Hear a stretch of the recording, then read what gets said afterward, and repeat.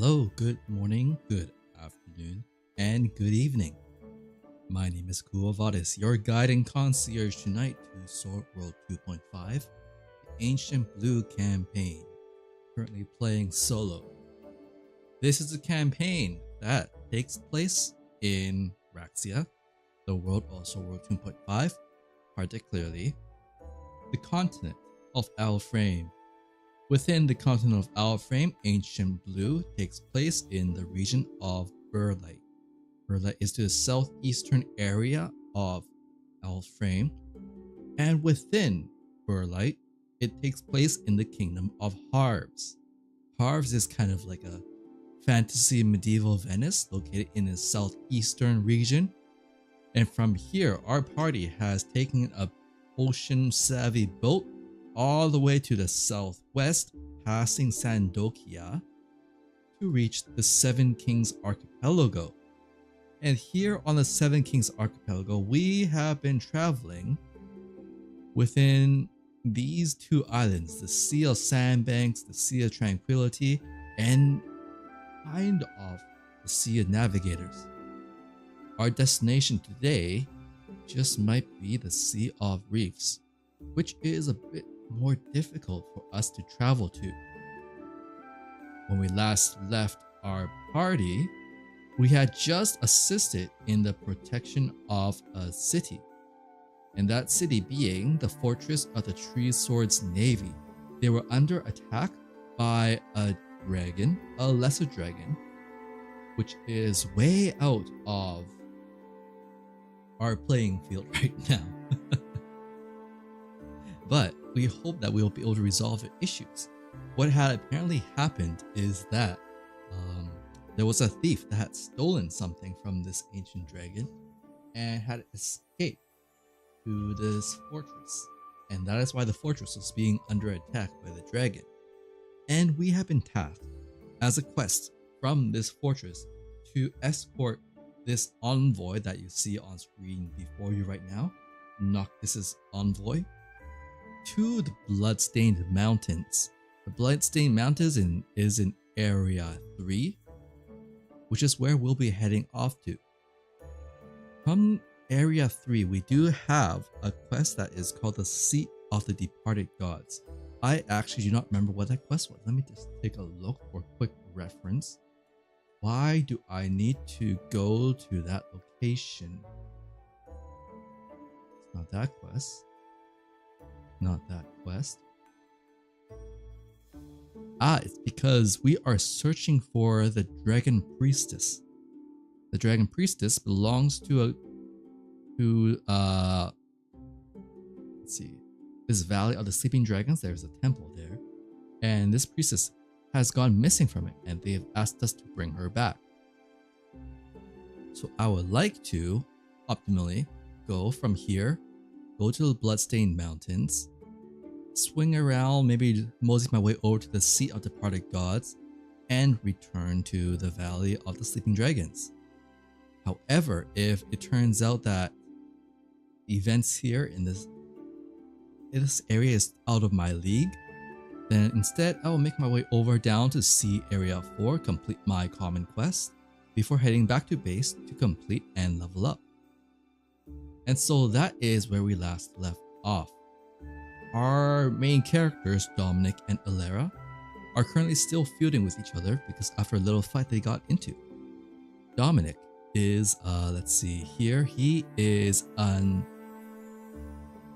is he? He is a nightmare race, and his abilities are that he is a fighter, level 2, a warlock, level 2, and a ranger level 1, equipped with a large and heavy axe. Whereas Lara, she is level 2 grappler, a level 2 enhancer, and a level 1 scout. I should actually put this information somewhere. Let me just do that right now.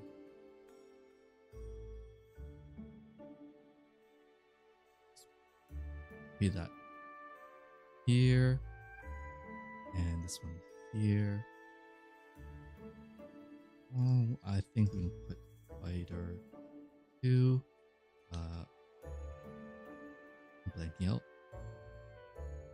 What is he again? Fighter 2, Warlock 2, Warlock 2, and Ranger 1. We'll probably need to make this a smaller size, maybe size 10. That's way too small. 30. Oh, maybe I can do 40 after all. 40 is a bit too big. 35. Make it a bit more readable. There we go. Signica is much easier to read from a distance.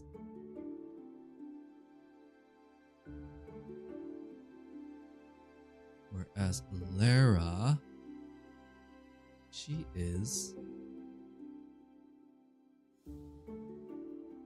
Leader 2, Enhancer 2, Scout 1.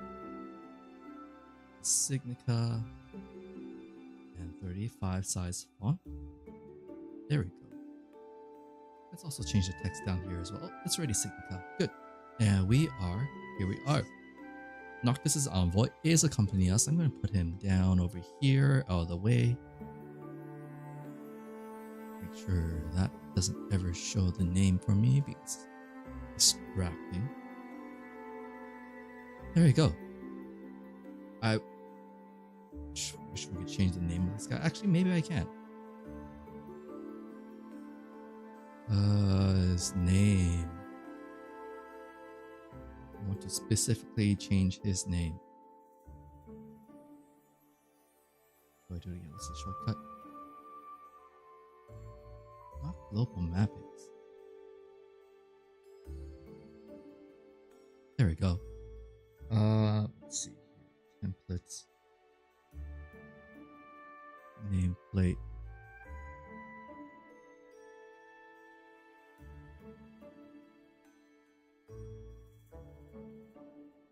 How did I do it again? Oh, right. Nameplate there. Go copy this. Phone mapping. Nope, that's not the one. Delete that.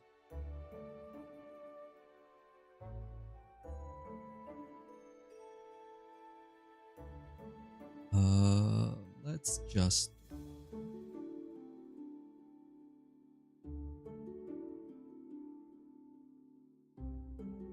how do I do this again? That change the color on you.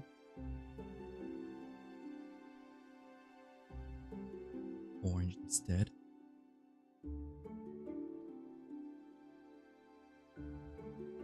That work? That did not work.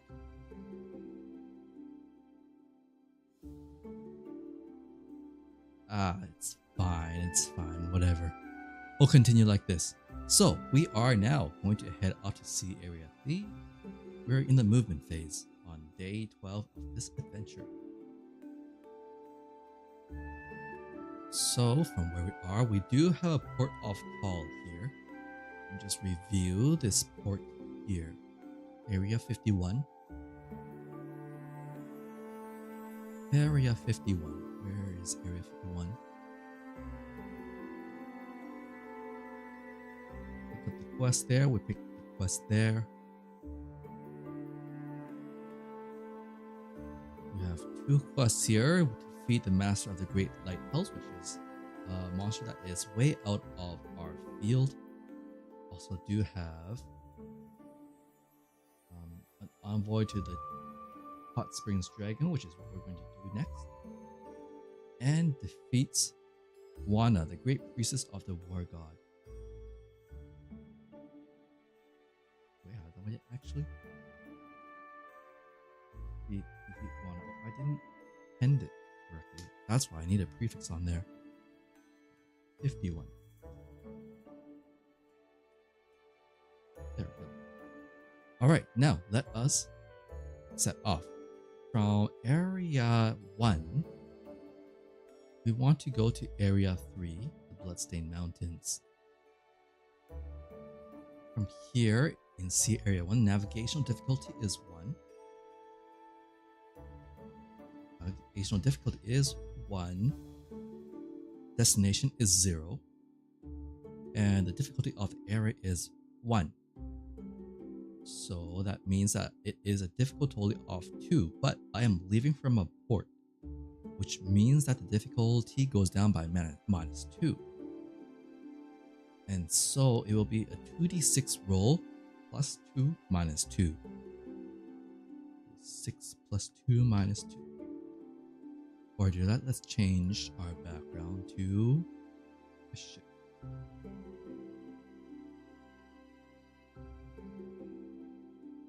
(2d6 plus 2 minus 2). How? Ooh, that's a high roll. It's 11. Navigational challenge number 11. Oh no, that's a thick fog. That'll be 1d plus 2 days. Plus 2 days. Let's make a note of that first. Thick fog. Okay, as Dominic and Alara board our ship and make their way down through the archipelago to the next island, they become enveloped in a thick fog where they can't even see the bow of the ship, the front of the ship. In these conditions, it will be difficult to avoid reefs and floating debris. Our two characters must increase the number of lookouts and escape the sea of fog, and thus we have our next challenge. Our next challenge.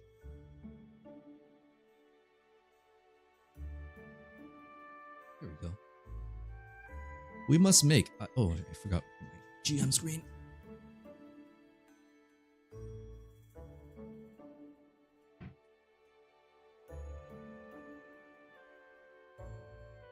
Alright, GM screen. We must either make meteorology check. Number is 13. Search check, or 14. Deal at least 16 points of physical damage. Withstand fortitude check, or a strength check, or make a hull repair check. Now, what are the stats of my PCs again? This one might be difficult. I know Dominic can deal at least 11 points of physical damage. Can he make up that extra 15, especially with his new weapon? What is the roll table for his current weapon? His current weapon is a heavy axe. It has a power of 25. Power sheet, reference sheet.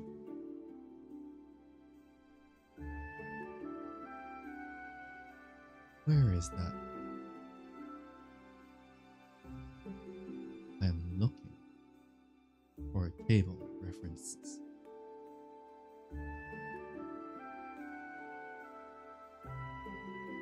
Reference. That's not it. Where's that data? Hold on a minute. Reference data.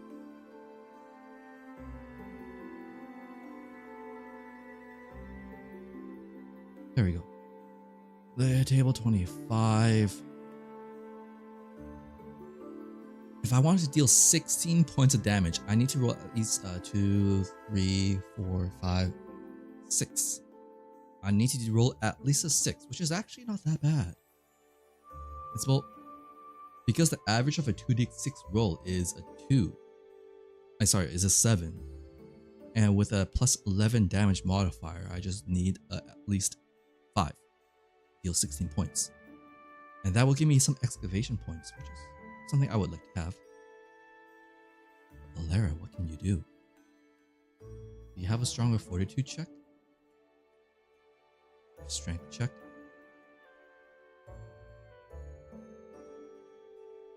Fortitude. Plus 4. Ooh, Alara's fortitude is not that great, but she does have better willpower. None of these require that though. Strength check is a +3. Strength is not her forte. She would have to do either a meteorology check. She could do meteorology. He has a +4 to it. No, it's +3. Sorry, +3 to it. That's not so great. Search is no difference. Actually worse. Fortitude check is not so great for her. Strength check, not so great. Repair check, also not so great. Photography? No, also not so good. I may have to rely on Dominic doing most of this challenge. Okay, so first of all, Dominic is going to try and fend off a sea demon attack and deal at least 16 points of damage. So first of all, we will activate alternate form. And then we will cast Damon's arm. His arm becomes strengthened. Did that work? Success. Event active effect. He should have a +11 to damage. Sorry, +7. +7. Oh, and then turn on Mana Strike. Now he has a +11 to damage. Alright, come on. Dominic, deal 16 damage for me. Oh, power 35 table. It's because he's using it with 2 hands instead of 1.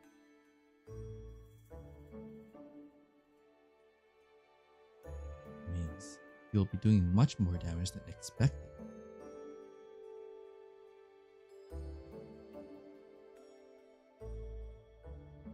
With the power 35 table,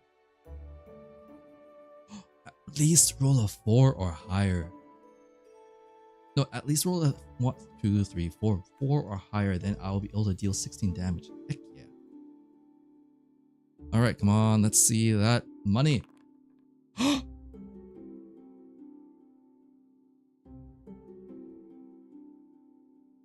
Wait, what? That doesn't make sense. I rolled a 6 on that.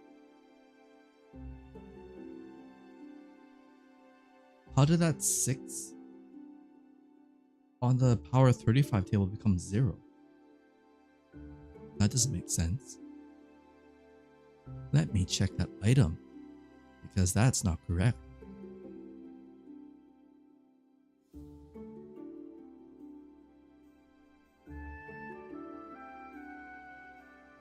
Oh, the power table is not correctly filled out on this item.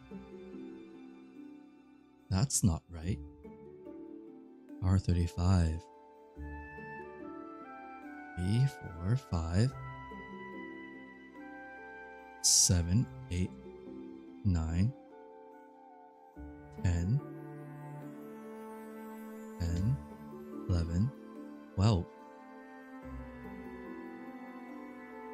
So the power table of a heavy axe should be 3, 4, 5, 7, 8, 9, 10, 10, 11, and 12. And on Dominic's roll, he rolled a 2d6 and he received, make sure it's visible so it's not obviously cheating.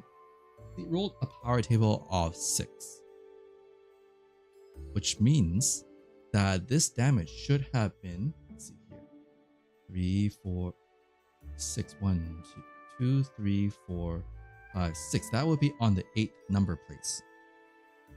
So he did actually 11 plus 8 damage. 6, 7, 8. So that means it's actually a total of 19 damage. That's what it should have been. So with 19 points of damage, that's more than enough to defeat this sea demon attack, and thus we gain 2 excavation points. There we go. Now, excavation has been complete. We now need to make a second check. Alara, this is not a good challenge for her. None of her abilities are actually really good here, so I think I'm gonna have to have Dominic try and make a second attempt here.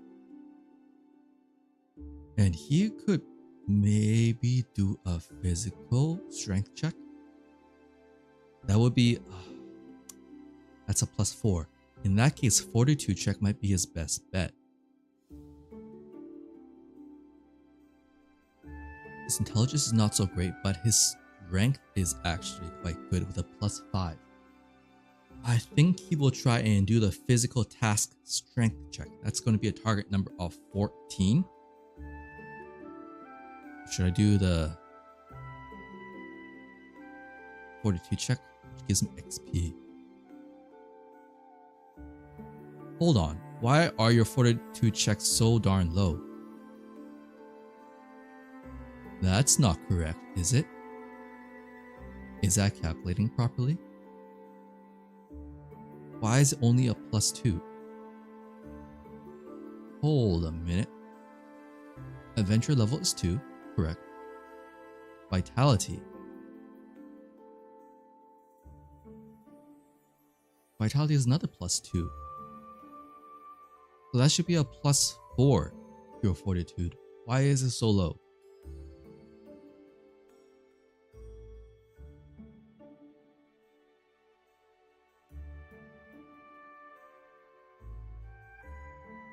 Two plus 2 is 4.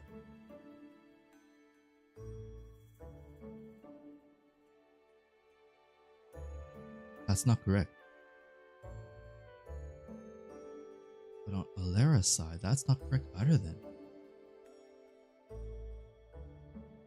Her fortitude, or her vitality, is 1. Okay, no, that is correct. Why is it correct on one end but not the other?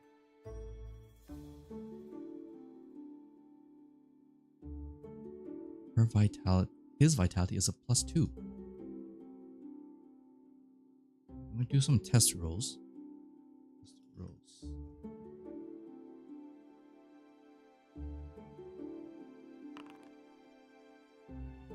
Why is it 2d6 +2?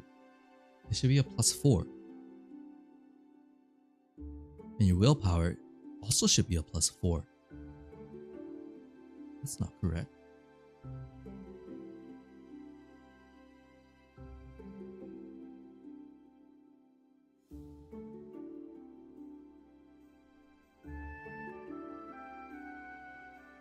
Let's try dragging this over here.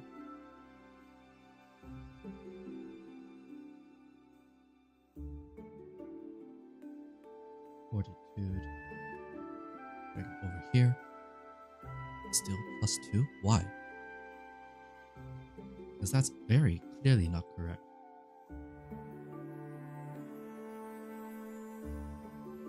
Change it to dexterity.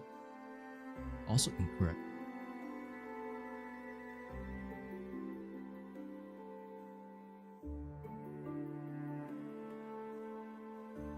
Why is vitality not being added? I know there should be another 2 on top. Oh, it's because of his mana strike. That's why. Mana strike, when mana strike is on, his fortitude and willpower drops. That's why. Thankfully, mana strike is only active for 1 attack. So after that 1 attack with a sea demon, the problem is solved. Problem is solved. All right, now we gotta figure it out. All right, his fortitude is back to where it should be at a 4. All right, test roll is over. Back to normal. All right, now we are going to have Dominic perform a fortitude check. He has a +4 to this roll. It needs to be a 13. On success, we gain 240 experience points to be divided by the 2 characters. On fail, Dominic takes 4 fatigue. So here we go, Dominic. Fortitude check. Please beat a 13.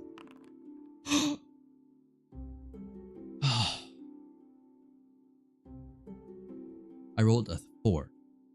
Plus 4. Dominic fails this check. He takes on 4 fatigue. That's my first defeated or first failed challenge check.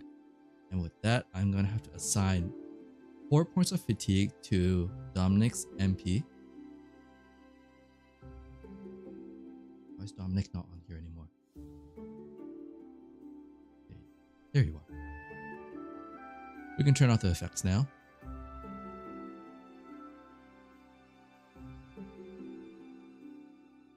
Turn off ultimate form. Turn off aim and arm. Alright. So that has been completed. Fortunately, Noctis' envoy does not need to make that check with us. Now, after the challenge, perform a search check with a target number of 16. If even one person succeeds, there is no effect. However, if everyone fails, they become lost in the fog. So a search check. A search check is an intelligence check using Scout or Ranger. We have that on both players, both characters. Scout or Ranger intelligence, I need to be at 16. That doesn't seem very likely. So we'll start with Dominic first. That's a 12. It's obviously a fail. And then with Alera, also a 9. That's a fail. And so with that, everyone gets lost. And extra time passes. So if the dice roll for determining our voyage days is a 1 or 2, it must be treated as a 3. And our days that we are traveling are 1d6 plus 2 days. 1d6 plus 2 days. 6 days have passed as we get lost in the fog. We're now on day 18 of this journey.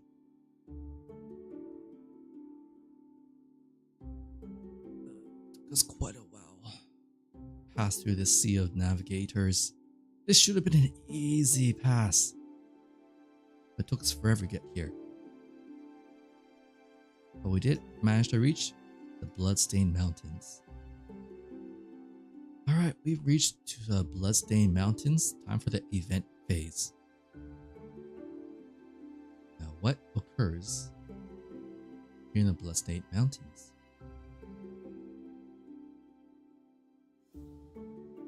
Area 26.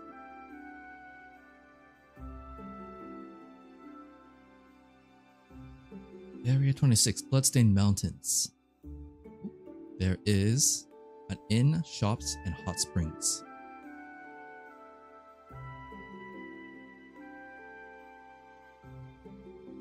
Inn, shop, and hot springs.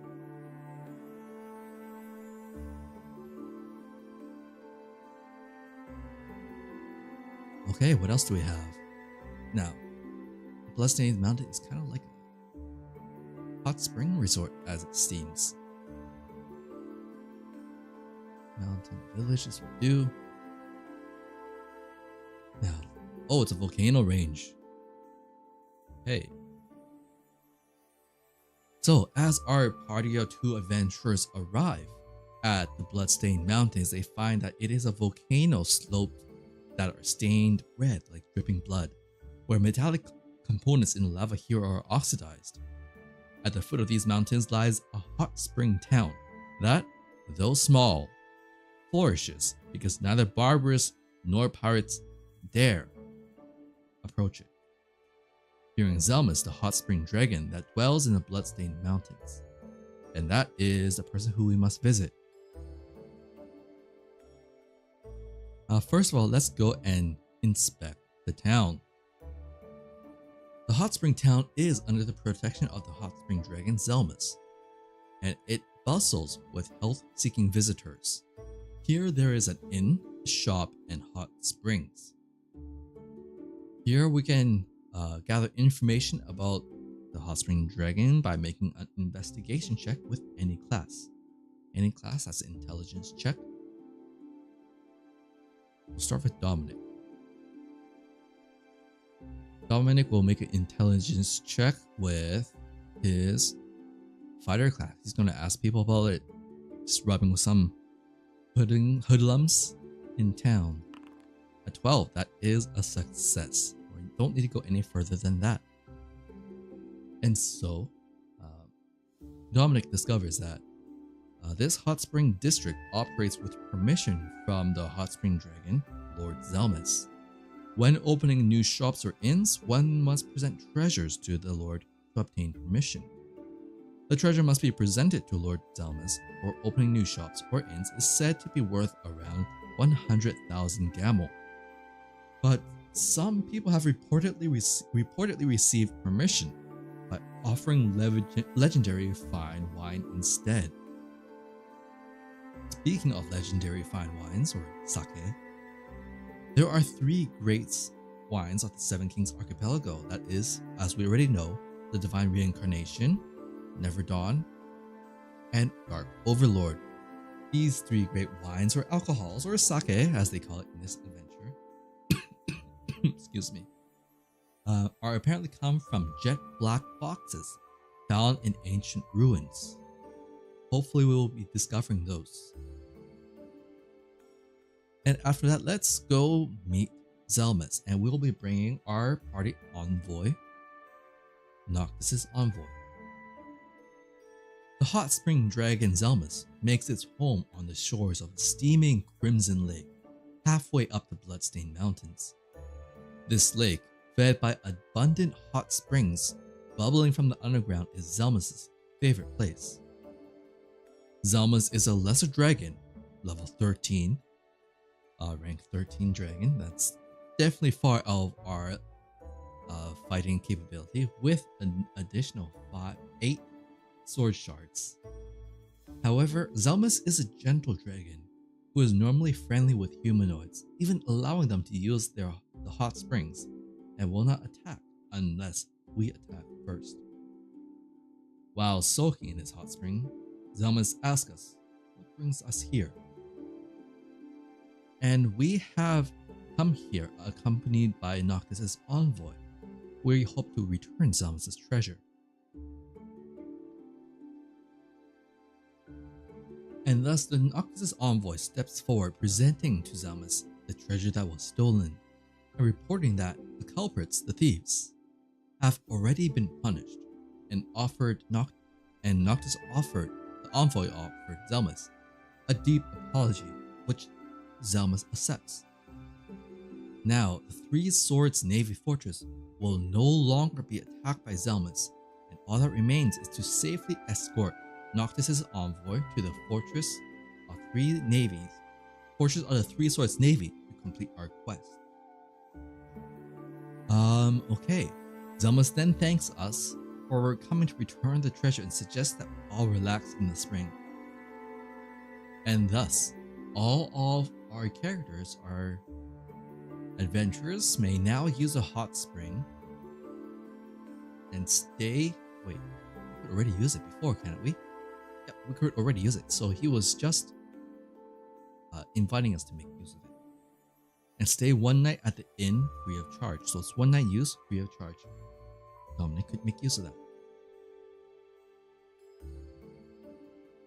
And thus, our 2 adventurers will happily make use of the inn at the next reactivity phase. Dominic, you may roll a d6. See how much fatigue is recovered. You recover 3. Means you have 1 fatigue left.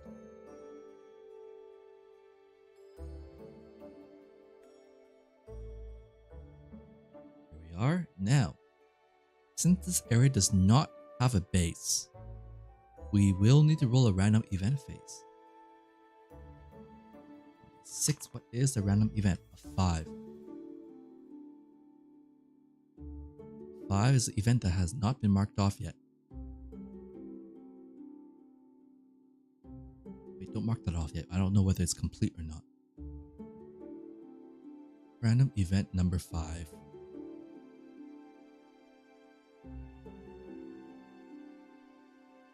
Wind and tides.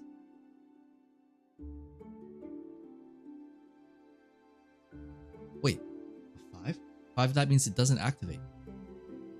In which case, we're safe.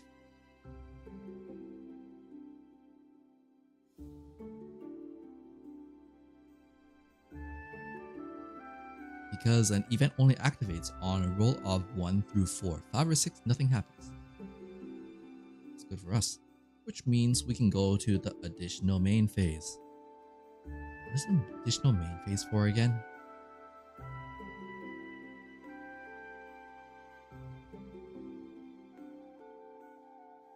It's to take rest, sleep, or stay up all night. Ah, I see.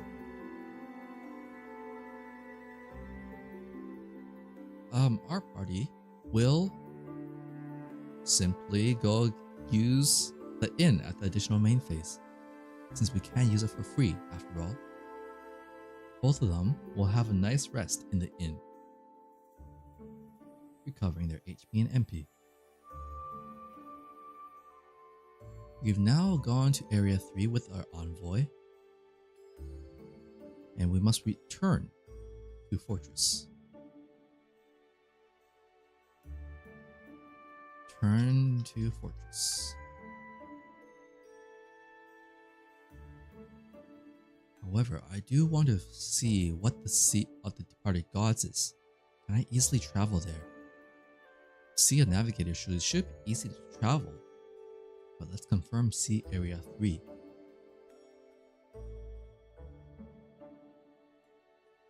Let's see here. This is a sea area with favorable currents and winds for ships, making it very easy to navigate. While traveling an area within this sea area on the waters, the number of voyage days is halved. And as you can see, areas 4 through 2 are connected. Areas 4 through and 3 are connected. Area 2 and 1 are on their own island. 3 and 4, we could just head over to Area 4. See what that is first. So after waking up, we'll go back to our movement phase. We're going to go to Area 4. The envoy is going to accompany us. And hopefully we don't come into any fights here. Area 4, now we need to roll and see what area this is. That is 6, which is made up of 1 and 5, 15. What is Area 15?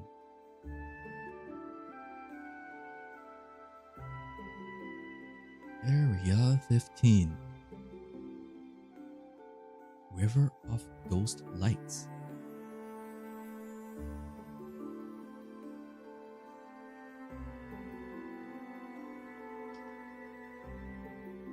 Area of Ghost Lights. Oh, need an update. Day or day 19. Now, what is the river? Oh, it's River of Ghost Lights, not Area of Ghost Lights. River. River of Ghost Lights. On this rocky island, pale blue fires burn endlessly, even during daylight. Scholars say it's gas burning as it escapes from between the rocks, while priests fearfully claim these are flames of rage from the souls of those who died filled with hatred. That is quite the ominous sounding location. Do I have an appropriate location map background for this?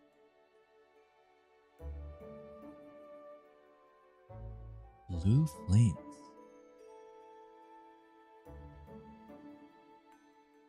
Maybe one of these.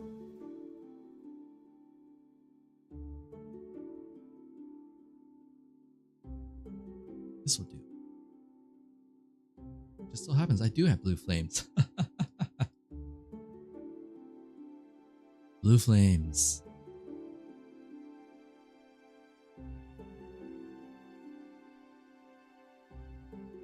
When entering this area, proceed to the island of Ghost Lights.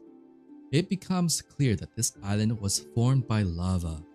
Long ago, an undersea volcano erupted, and the expelled lava solidified to to form the island.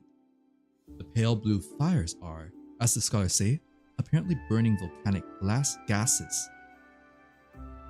Alright, target number herbology 11. Herbology is a sage or ranger check. Ranger check, that means Dominic. And you make intelligence 11. 13. Good. With the 13, you learn that these volcanic gases are poisonous, making it dangerous to venture into the island's interior without preparation. That sounds bad. We probably want to have something that can fight against poison then.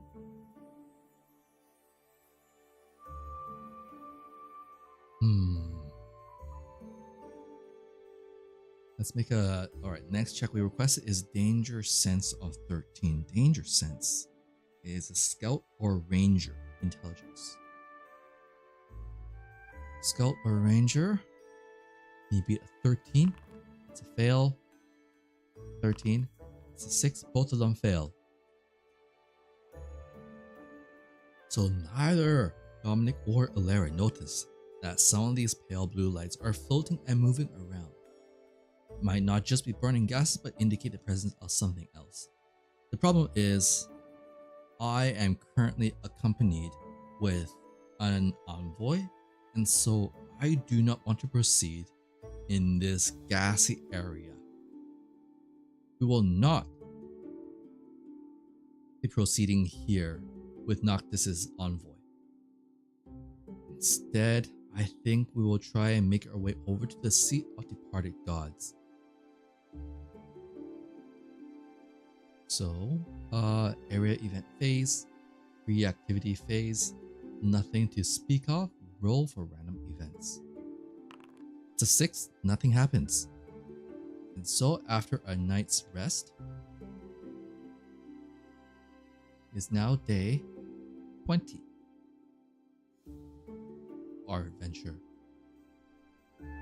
Our party will sail and make their way to the seat of the departed gods. And thus they need to make a navigational check 2d6. But because this area is an easy navigational area, the number of voyage days will be halved. They roll a 2d6. Roll a 7. What is random? Nope, navigational check 7. Navigational check. There is, oh shoot, pirate attack. Now at first it looks like a merchant ship. However, they increase their speed. Oh, let me change the map first. We're not in the lava area anymore. We're back on the ship. However, the merchant ship increased their speed and approach. On the deck, you can see people armed with bows and slings. This is a pirate ship. Combat now seems inevitable. Take on the next challenge. Oh, it's not an actual fight, but it is a challenge event.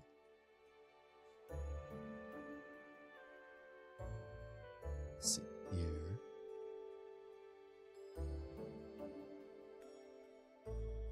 Alright, pirate attack. It's a 50-50 if we go for the loot check. We can make a meteorology check. 11. Recovering 9 HP is out of question. I don't have a marksman to make an accuracy check. I could make an accuracy check.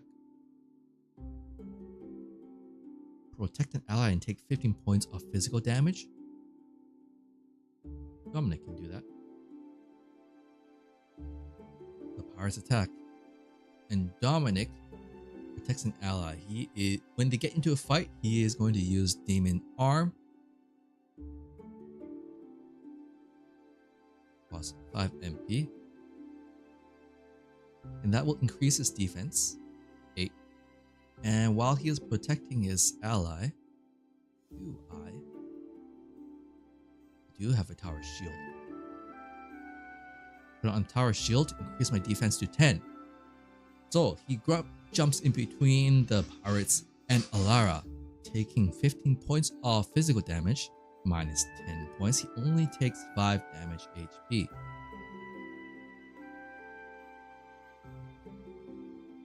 Now, we need to make a second check.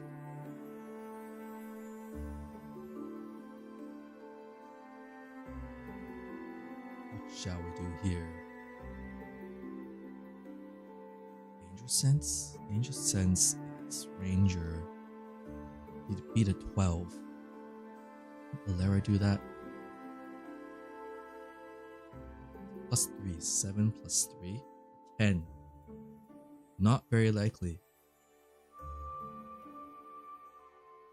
I can't take the same one as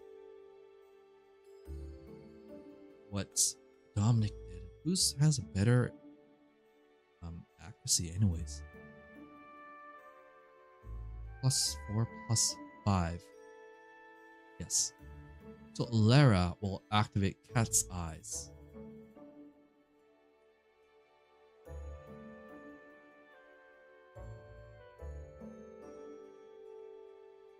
And that will increase her accuracy to a plus 5 plus 1, bringing it to a total of plus 6. And she will make a... Oh, it needs to be a slash attack?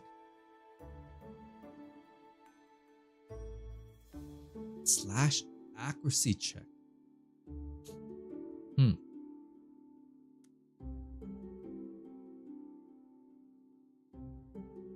doesn't seem doable then. Never mind, she can't make that check. Cancel that. Give her the MP back. Oh, I took MP away from King's Dominic. That's not correct.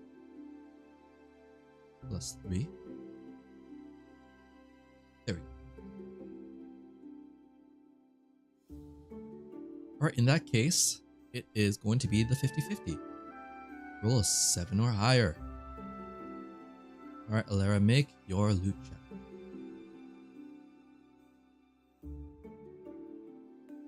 Loot check.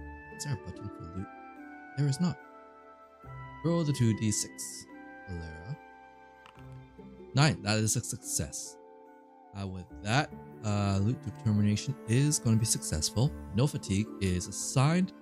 We gain 300 gold for the party. Now at 17,000. Managed to take that money back from the pirates. This is not a pirate attack that was particularly dangerous, so we can pass on. The challenge was a success. We've now made it to the seat of departed gods. That is area 36. Area 36.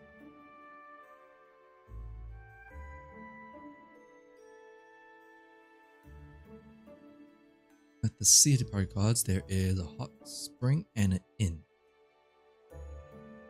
Oh wait, I forgot. When Kingsley stayed at the inn earlier, he would have recovered all of his fatigue. Should be a 0.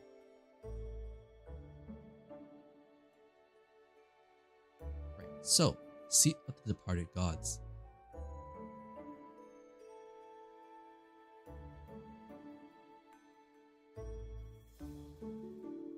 The Seat of Departed Gods is a treacherous rocky mountain, covered in deep snow throughout the year. It is said to have deep snow. Do I have a snowy map? Snowy background?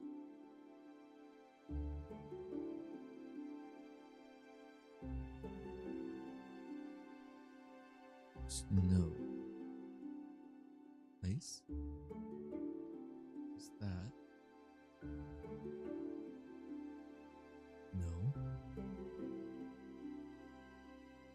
Place? Previous one was better. Please hold.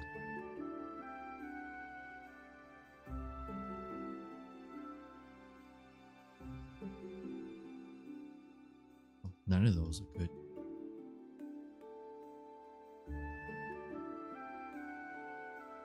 None of these.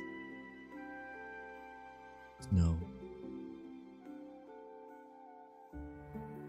I'll make do with this snowy fortress. Snowy forest, I mean.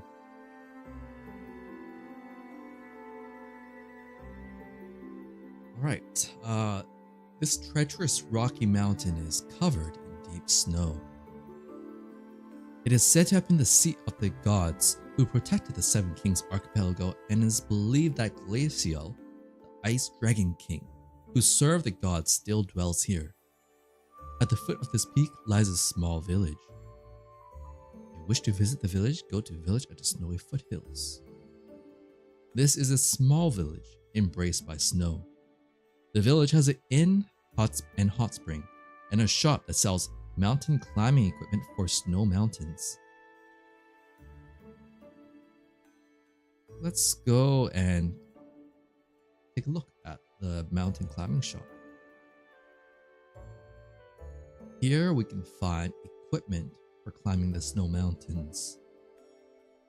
When purchasing mountain climbing equipment, shopkeeper, or as we're browsing, Dominic and Alara, the shopkeeper, it's like idle chatter, says, in the palace atop the mountains where the gods once dwelled resides Lord Glacial, Ice Dragon King. If you plan to climb the mountain, please mind your manners. Lord Glacial is a kind soul who will welcome visitors as long as they show proper respect.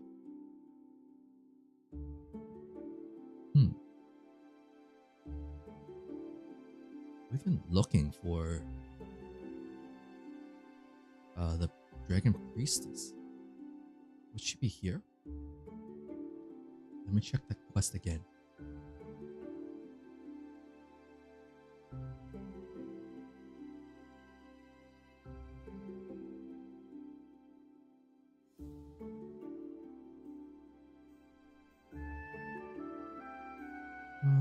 She is at the seat of the bright gods. She's somewhere here. You turn off Dragon's arm or Damon's arm. Turn that effect off.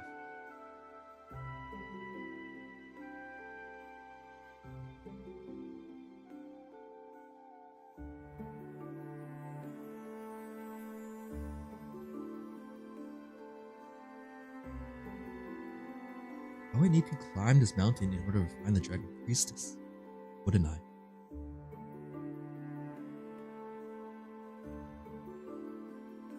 We would have to probably climb it.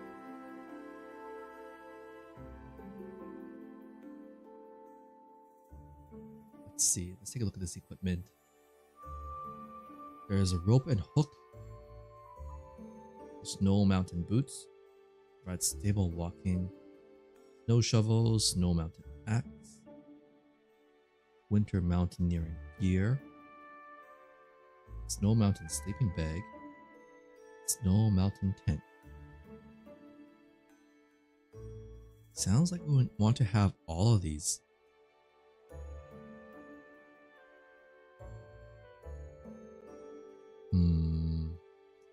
Probably would want to have all of it. However, we've got our envoy with us right now, so I don't think we will be making this climb. That would not be wise. Not with our current envoy. So we will refrain from proceeding. And instead, we will get some rest. There's no fatigue to need to recover, so we will simply sleep out on the streets. That is what we will do. We can save 60 gold that way after all. Noctis' envoy, you sleep out on the streets with us. I hope you have a sleeping bag. Wait, no. Free activity is random event phase first. A 6, nothing happens. Alright, and thus, all gets a night's rest. No fatigue. Now, we need to climb this area. No. But we will not be able to do that right now.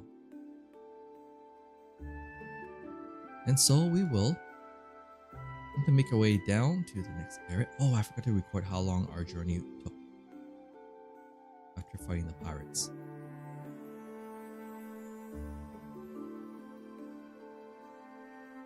Navigational challenge. I rolled a 7.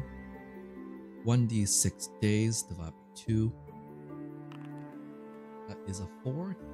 Journey took 2 days to get here. And we just rested an additional day, so we're now on the 23rd day of this journey. And because Sea Area 1 and 2 are connected, check that. Sea Area 1 and 2 are connected, so we can just walk over for free.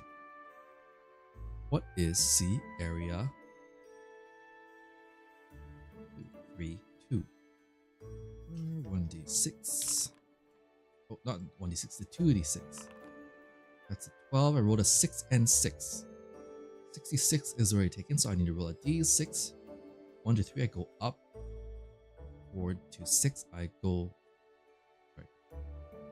1 to 3, I go down in number. 4 to 6, I go up in number.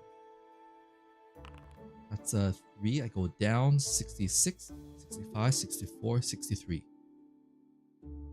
What is Area 63?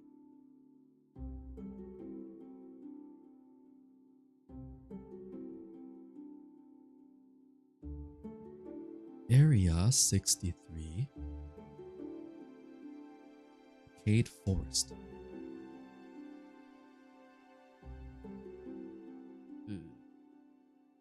It is a fungal forest where trees are rotting, covered in mushroom and mold. Upon closer inspections, small caterpillar-like creatures are secreting fungal threads and causing the trees to decay. I don't want to enter this because I, myself, remember that this decayed forest was the doom of my last party.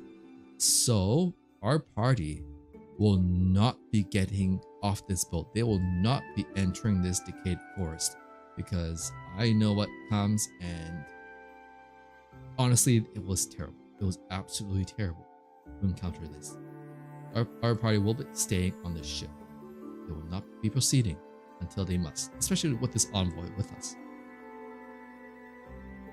And so, nothing happens. Pre-activity phase. Nothing happens. Roll a 1d6 for event. Event number 3. Oh, event area 3 is once again to come across our friend in the hot spring, the old man. And once again, we do not have any delicious wine to give him. So we did discover a hot spring. As a result, you can use the hot springs for free during the subsequent free activity phase.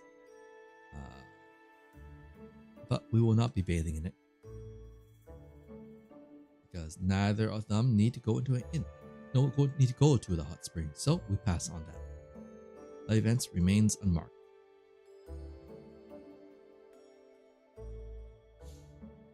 Okay, back on the ship. From the decayed forest, we're going to travel back to the fortress of the Three Swords Navy. Not Three Swords, Three Swords Navy.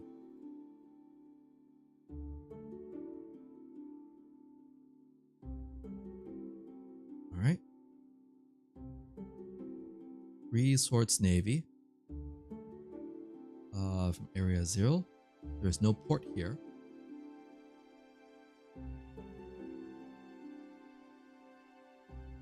No port of call on this island.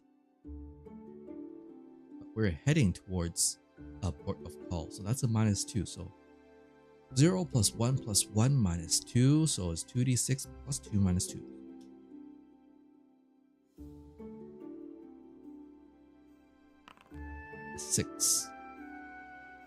Six on a navigational challenge.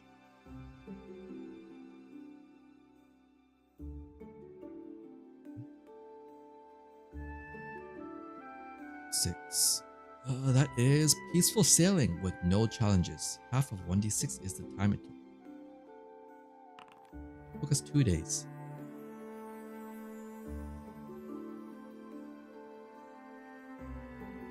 Day 25 of our journey.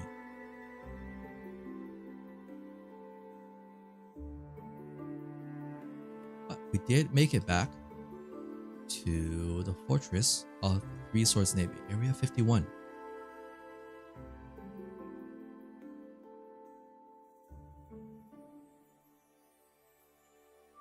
Let's see here. We did successfully bring Noctis's envoy back to us, back here.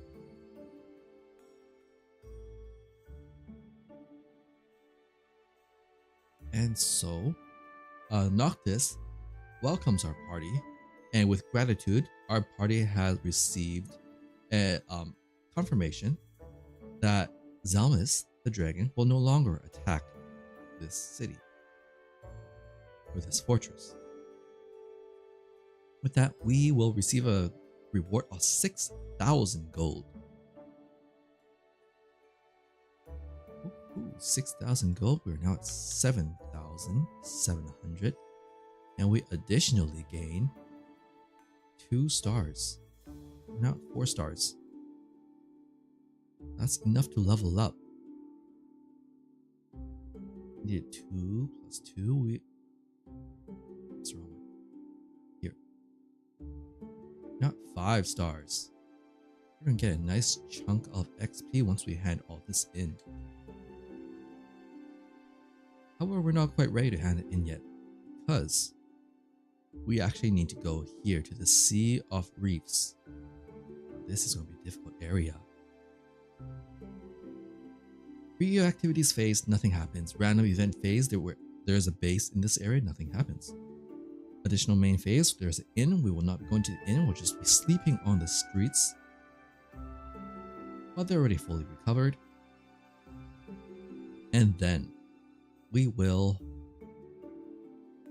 cover movement phase. We're going to take our boat. Wait a minute. Before we take the boat, is there anything I want to purchase? Anything that can be upgraded?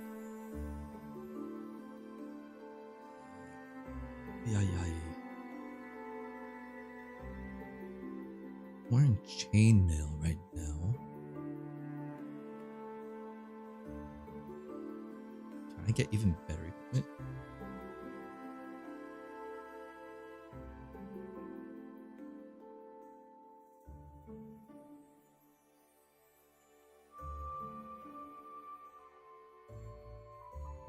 I could upgrade. Can I? No. What is his strength? What is Dominic's strength? Strength is 20. The next step up for armor requires 21. 21 strength. I would need to purchase a trinket that will increase my strength by 1. And then I can upgrade my chainmail.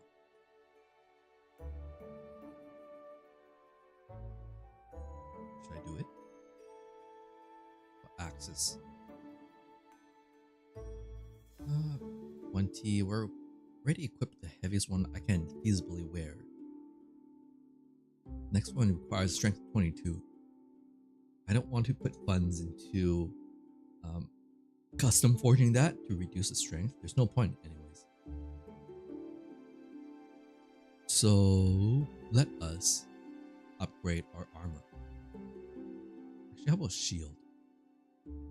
With a tower shield. Tower shield is the best I can equip right now.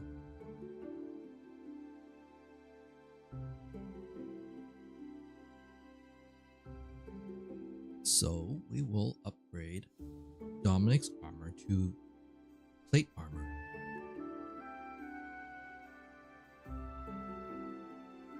How much money will that be? So first of all, we would sell our chainmail, which we use for like once. That gives us back 380 gold. For Gamma, we have 7,775 gold, puts us at 8,155. And then we purchased plate armor. That brings us down to 6,955.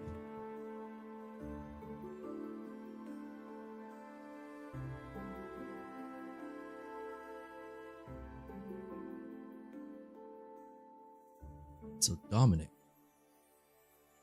we will be getting rid of your chainmail, which we used only once. I think it was fine enough to use.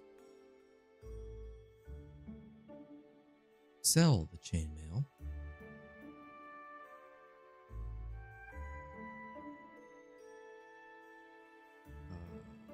Plate armor.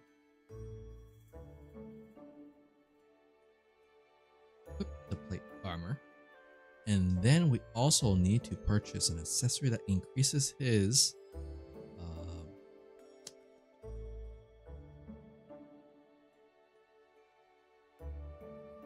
strength.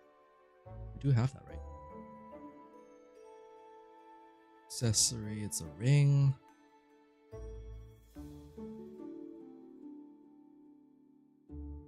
Small tiers, ability enhancing ring.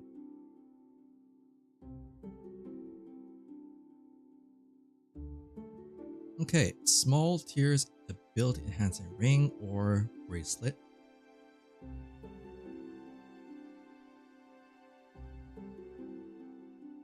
Or a regular ability enhancing ring. No, I don't really need to boost anything. I will get a small tiers strength ring.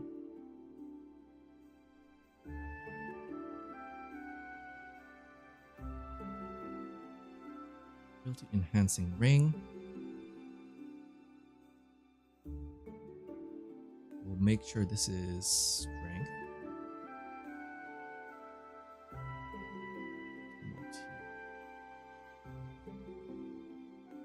Small tier.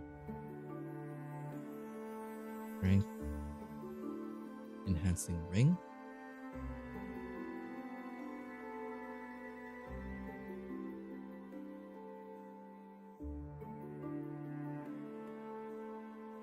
And this will give me a +1 to strength.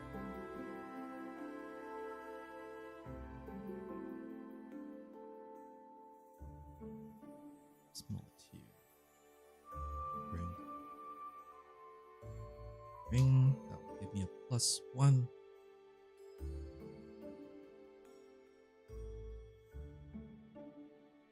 +1 to strength.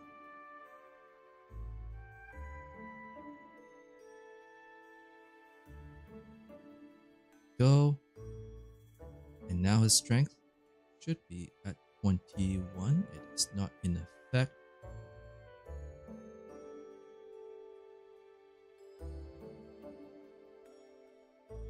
Oh no. Strength +1.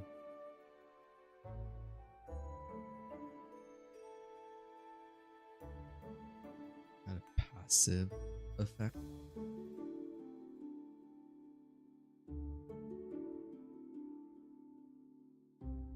Let's just make it a modification. There we go.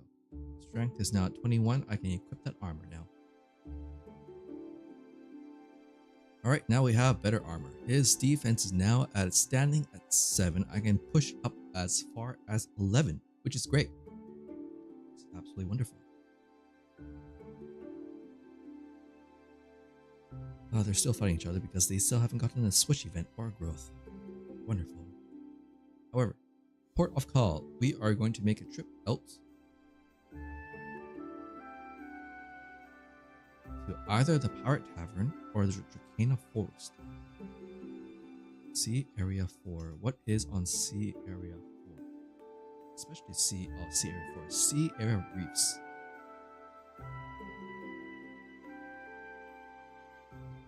There is no special effect here. Navigational difficulty is 5. One of the most dangerous sea areas in the Seven Kings Archipelago. Areas 1 and 2 are connected. Areas 3 and 4 are connected. 1 and 2, 3 and 4. upgrade your skin. Check out what Sea Area 1 is here. Let's do that. So, from where we are right now, Sea of Tranquility, will need to sail the Sea of Reefs. That's going to be a difficult navigational challenge. We might get lost. Yeah. Hopefully we'll be okay. 5. Once I go there, basically. This envoy. That's gonna be a difficulty of 1 plus 2 plus 5 minus 2. 5, 6, 7, 8 plus total plus 6. Well, we have resolved everything here. We did 1 night's rest here. I don't want any fatigue when I set off. Grade 26. We set sail. Sea Area Reef. Alright, so that is navigational challenge 2d6 plus 5 plus 1 plus 2 minus 2. It's a 12. Oh no.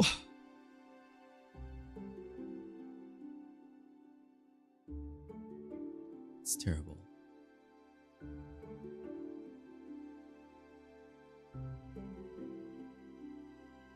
Where is the challenge?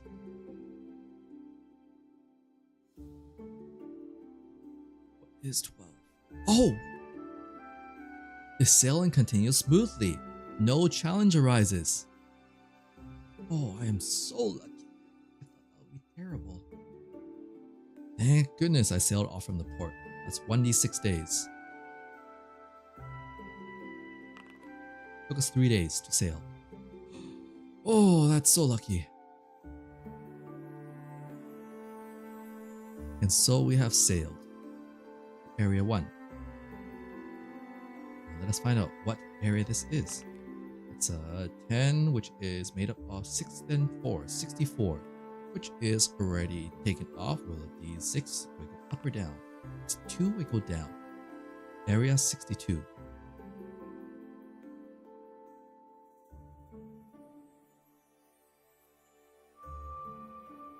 What is an Area 62?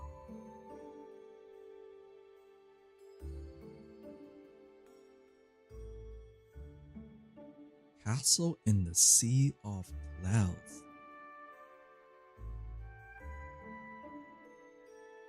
Long name.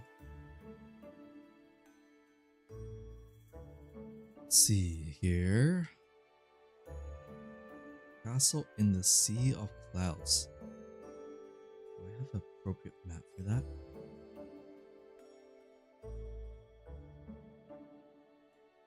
Clouds.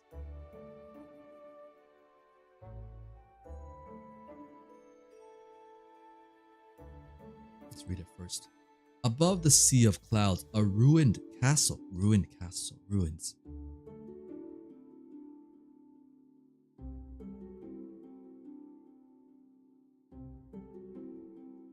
Ruins. This one. Above the Sea of Clouds, a ruined castle appears to float. This was once the stronghold of the Wizard King Meldrim, grandfather of the Moonlight King, but is said to have been trampled and destroyed by an army of the undead.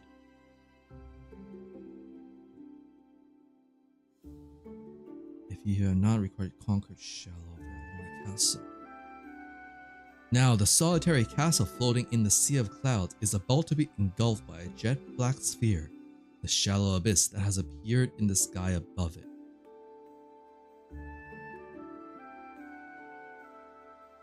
Past the castle gates, the black wall of the slowly expanding shallow abyss blocks the path ahead. There is likely no time left before the shallow consumes the entire abandoned castle.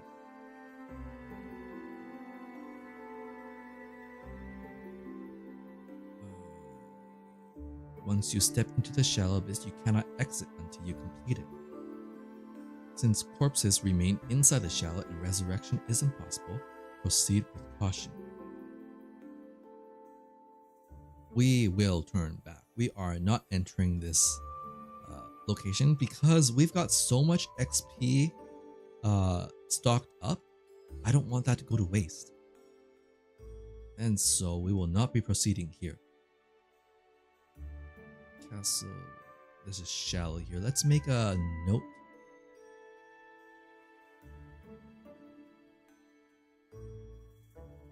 And I will bring a demon sensor or shallow sensor blood plate so that I can find out what level this place is. I did not expect to see a shallow this in this area, so we will avoid this castle.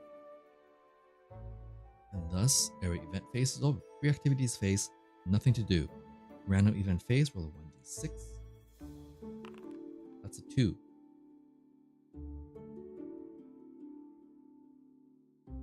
2, go up, which is 3. We find a hot spring. We're not going to enter it because that way requires to go in on the next day phase. So we will avoid that. Additional main phase, there's no facility to use. New day phase. Sleep.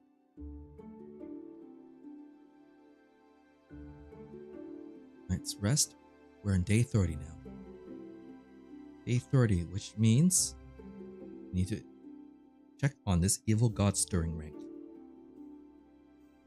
Evil god stirring. Every 30 adventure days, roll a 2d6. It's a 5. If the result is double ones, or if the result is less than 10 minus the number of ancient god verses, add a +1. I do not have any ancient god verses. So that is going to be a +1. 1 mark on the evil god stirring. Basically, we got to finish this adventure before that hits 13. Alright, water check.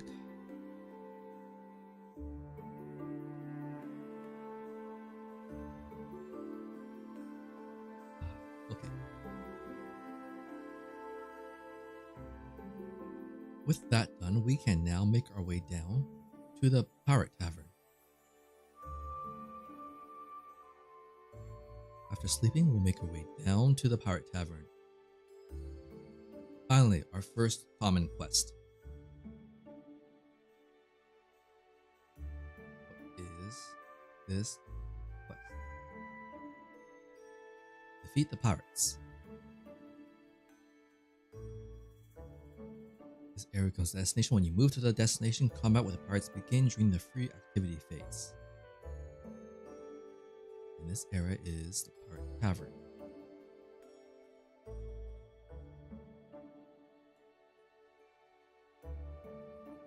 Pirate Tavern.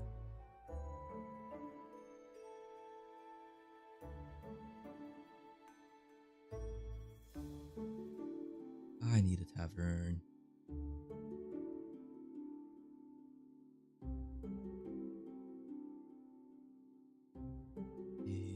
Fantasy tavern. I don't think I've chosen a tavern yet, so let's go with this one here.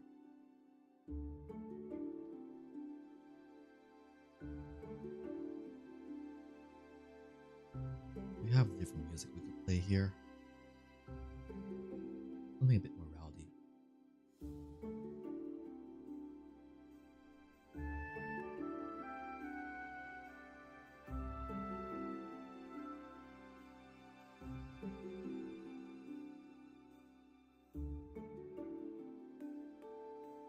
That's magical locations. Fertilization.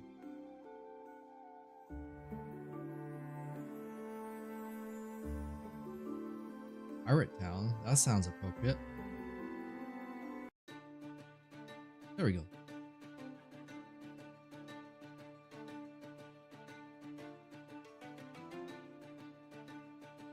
Hold on, I've got something duplicated in there. There we go. Pirate Tavern. There's an inn here. This is a tavern where pirates gather. Though the interior is always filled with rough characters, the beautiful voice of a songstress fills the establishment as everyone quietly listens to the songs while enjoying their drinks and meals. Fighting is strictly prohibited here. That was the rule set by the previous owner, who served as the pirate's mediator.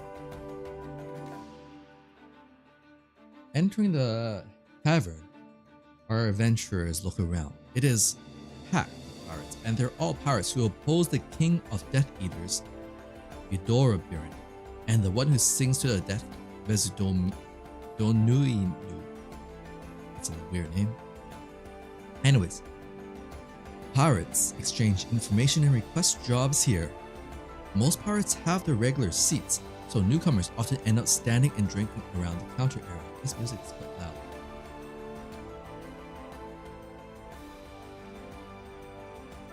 That changes it. It does change it. There we go. That will do. Actually, maybe a bit too low. There's good. This establishment is run by a Word.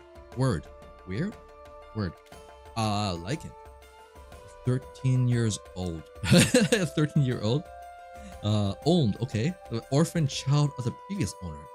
But it is effectively managed by his Sarah, a rune folk who is 28 years old, but operating for 33 years. She is a songstress who has served since the previous owner's time.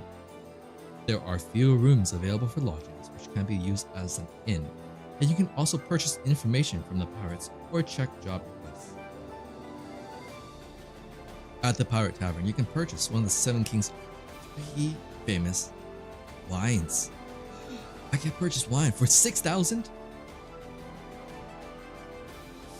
That would be all my money. That might be worth it.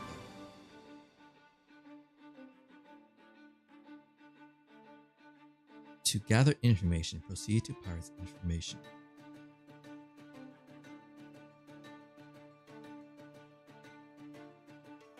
Here you can purchase information from pirates that is listed in the information list. You must first pay the fee. Check the reference page.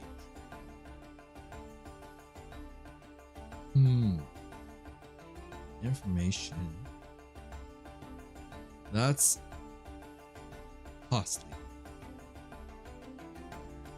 Do I need Divine Spirit Medicine? We can look up information about 3 great wines. I don't really need that information, right? Yeah, we already know this, so we don't need to look this up.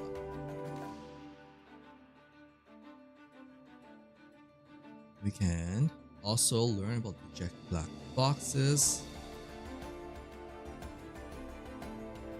We already know about this. We know that they contain the wines inside. We don't need that one either. And I don't think there's anything else that we need to learn about here right now. Anything that we would know about. Information on Faring Sealing Stones, we don't know that. Frozen City, we don't know anything about that. Harbors in the Forbidden Forest. We haven't been to that yet. Barbarous Fort, nope. State Palace, nope. Continental Route, nope. Legacy of the Seven Kings. 6,000 gold. Nope, I am not paying that right now. So there's nothing we can actually get for information here right now.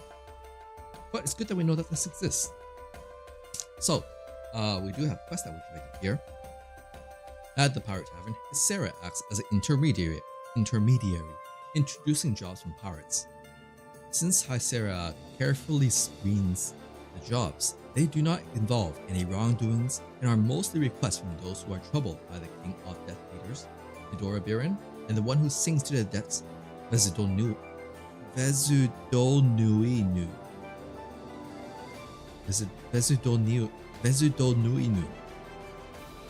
There are 5 quests.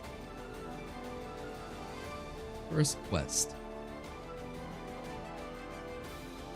This is a request to defeat the Barbarous and the pirates who continue to fight in the Forest of Discord. Sarah will tell you the location of the Forest of Discord.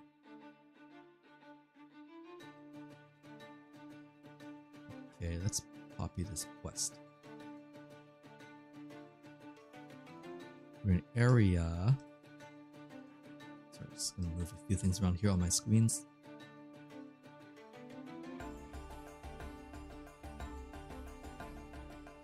Time to record these quests for my reference. We're at area 53.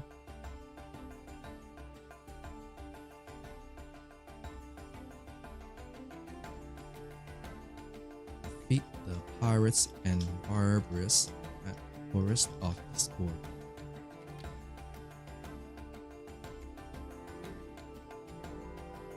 Copy and paste that.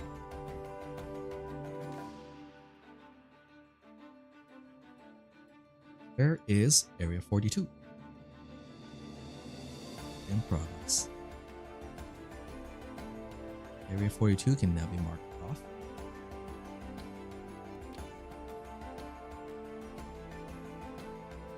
Where is area 42? Roll just a d6. That's a 4. 4 is marked off. So we're in area 62. Ooh, that's pretty far out.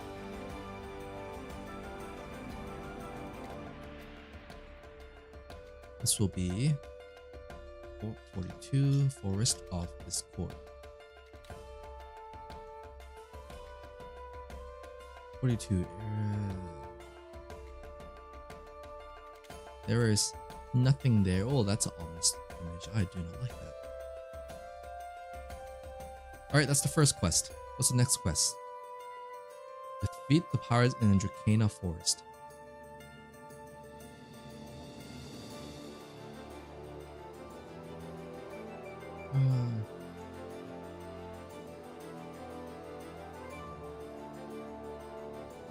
Defeat the pirates in Dracana Forest.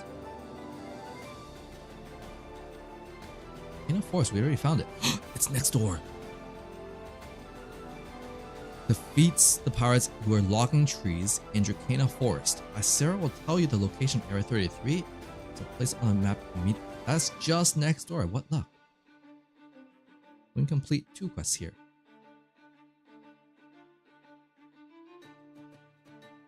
Once you've defeated the pirates, report to Sarah to complete the quest and receive a reward of 9,000 gold and 2 stars. Love that for me. Next quest. That's a lot of quests here. Alright. Pirate Tavern Quest 3.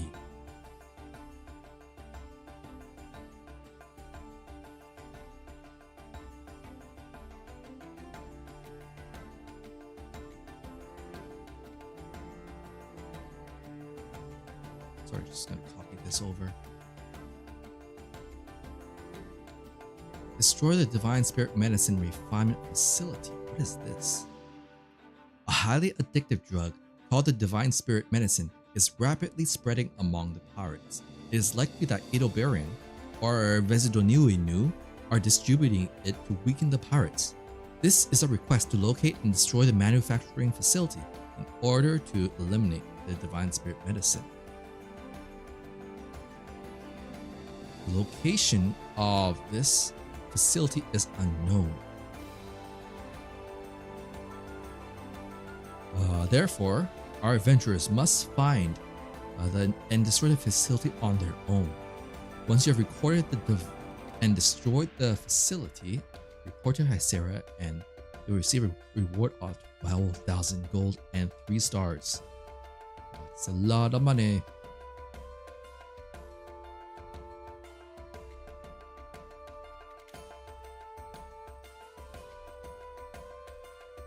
Ooh, there's some more quests here that we will not be accepting yet.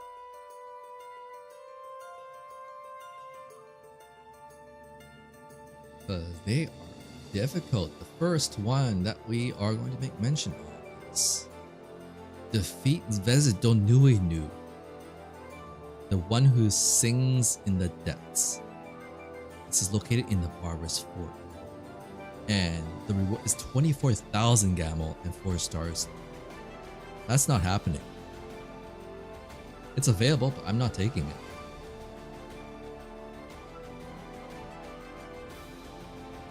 It isn't doing it. Not happening.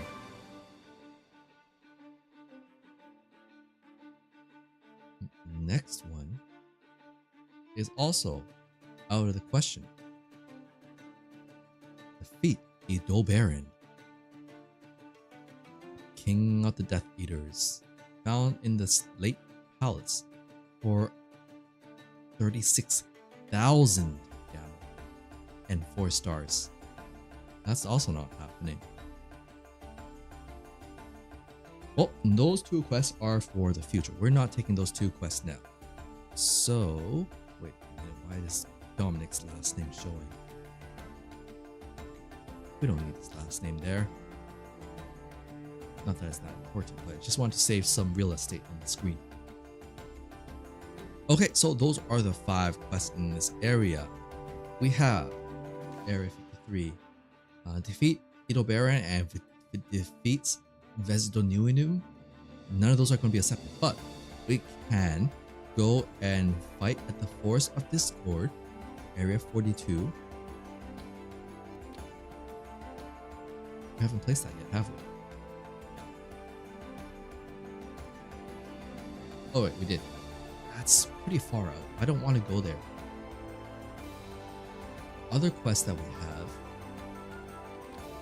is go to the Dracana Forest and learn more about the Divine Spirit Medicine. Since we are already at the Pirate Tavern here, we could probably learn more about the Divine Spirit Medicine. Pay 500 gold.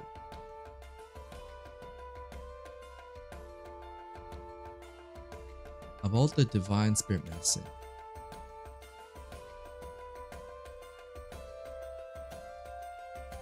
Divine Spirit Medicine. Alright, information. I'm going to mark off what I found. Information.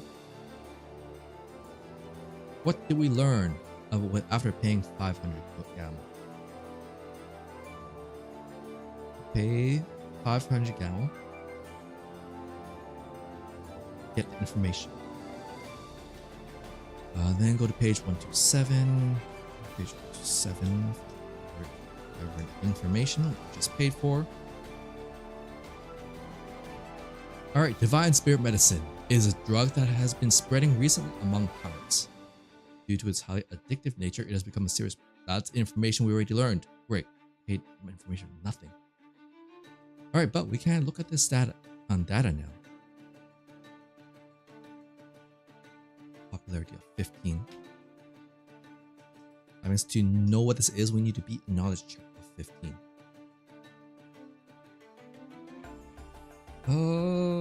That's an appraisal check, isn't it? Scout or Sage, can you beat that? Valera, can you save that note? Valera, can you beat a 15? I doubt it. A +3 on a 2d6. A 6. What was 6? Yeah, you definitely have no idea what this is. So we will not be getting more information about that. Great. So that's all the information we have. We still don't know where that facility is yet. So we'll have to continue exploring to find out where that is. Now, with that area event phase is complete, we now move on to the free activities phase. We will have to leave this establishment because we are going to be fighting and defeating some pirates. Let's see here. Quest. Defeat pirate. Alright, so the difficulty is going to vary based on our average adventure level, and currently our average adventure level is 2.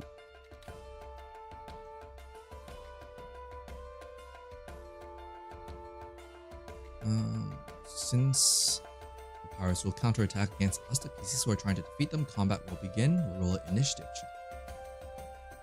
Adventure level 2. Pirate is... Oh, that's not so bad. A single bull. Let's import that enemy. Where's the bull? It's hostile.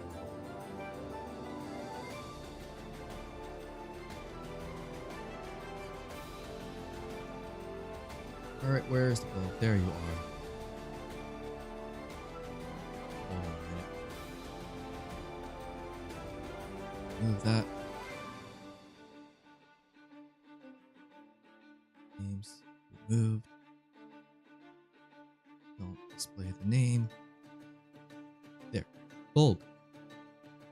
I should have art for this. There we go. Bulb. We're not actually fighting inside the tavern, we'll be fighting outside of it. So we will need to change the map.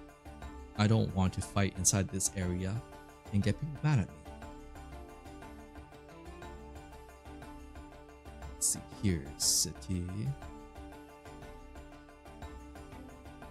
Do we have an appropriate outdoors? This will do. Actually, no, we can just use the port.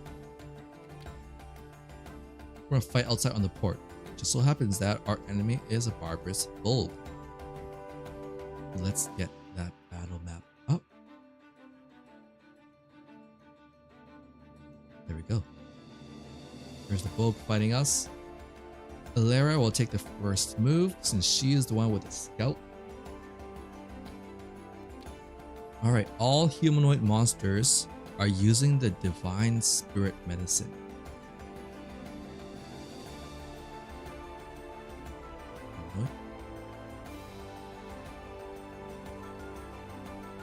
Is a barbarous considered humanoid here?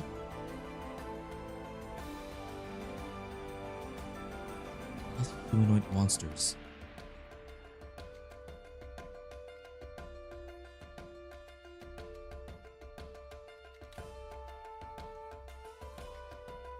Is this... Sorry, just a moment. I need to confirm this. Because humanoid typically means like not barbarous. But this is...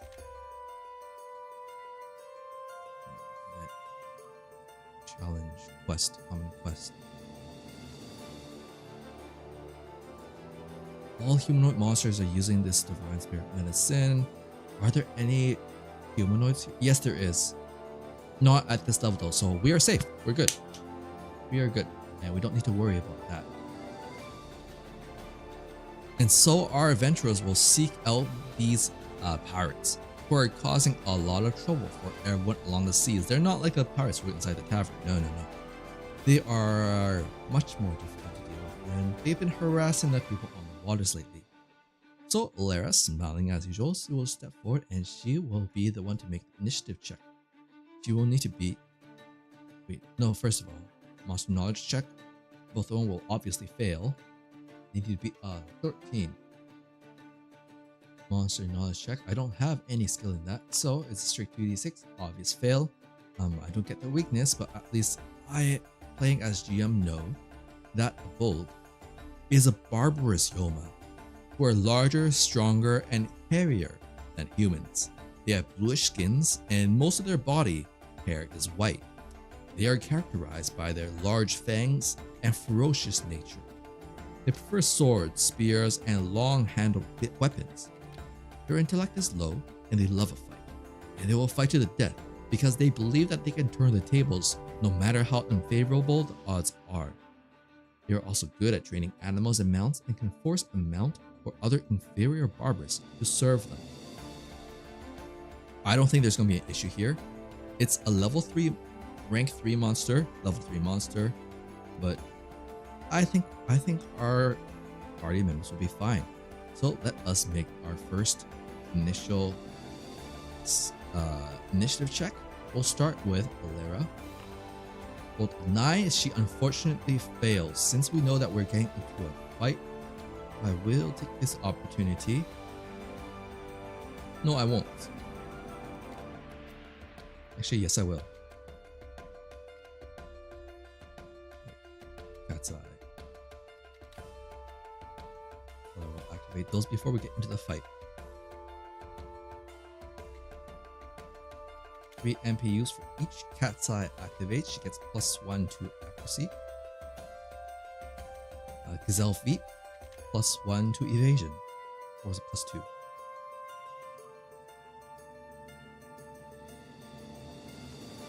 +1.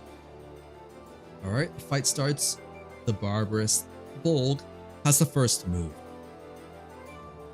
The special ability is that if he rolls a 10 or higher on his 2d6 roll, he deals an additional 6 points of damage.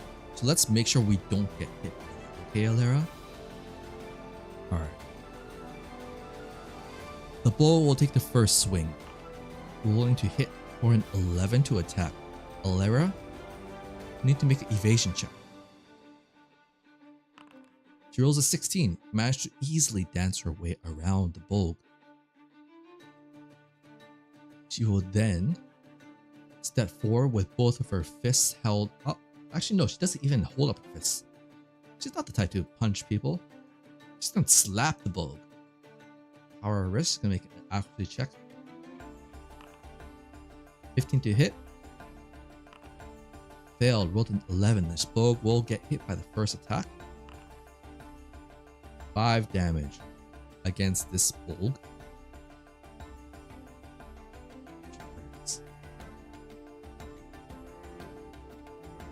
Physical damage does only 2 points of damage. Actually, I should reveal this guy's HP so it's easier to see.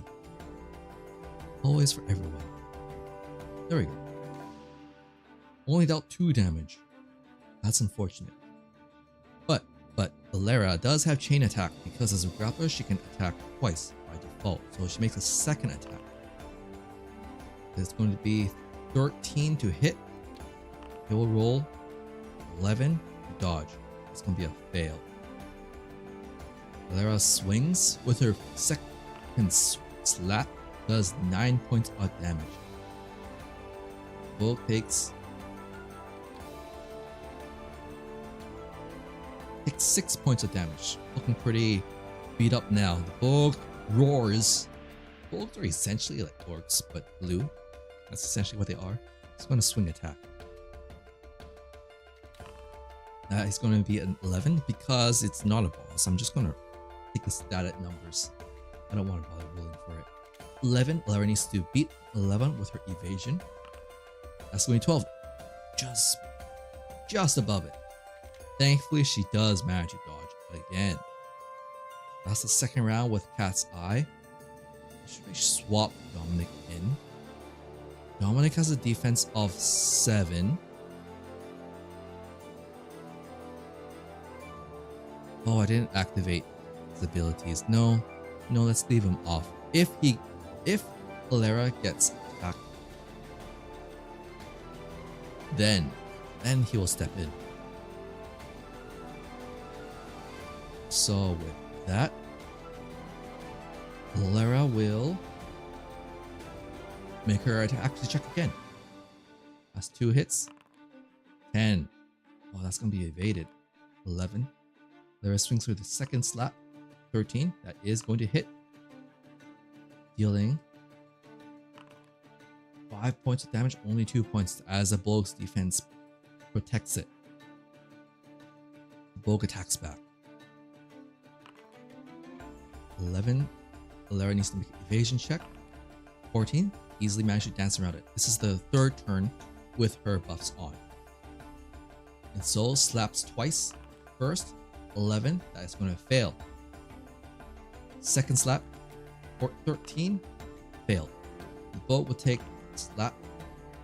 This takes 4 damage. Just slowly whittling. Alara is just like standing in front of this Bolg, just dodging, bobbing, and weaving her head back and forth. And every so often the Bolg will roar and swing its long spear, and Alara just and slaps it in the face. Slaps it in the face. Pam pam. The Bolg is angry though. It's gonna make another check. 11, and Alara will dodge that. Yes, she does. Slaps again in response. Oh wait, no. Cat's Eye and Gazelle feet fades, so she has to activate those again.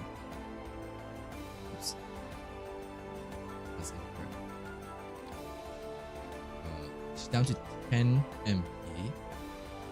effects I accidentally stacked up on.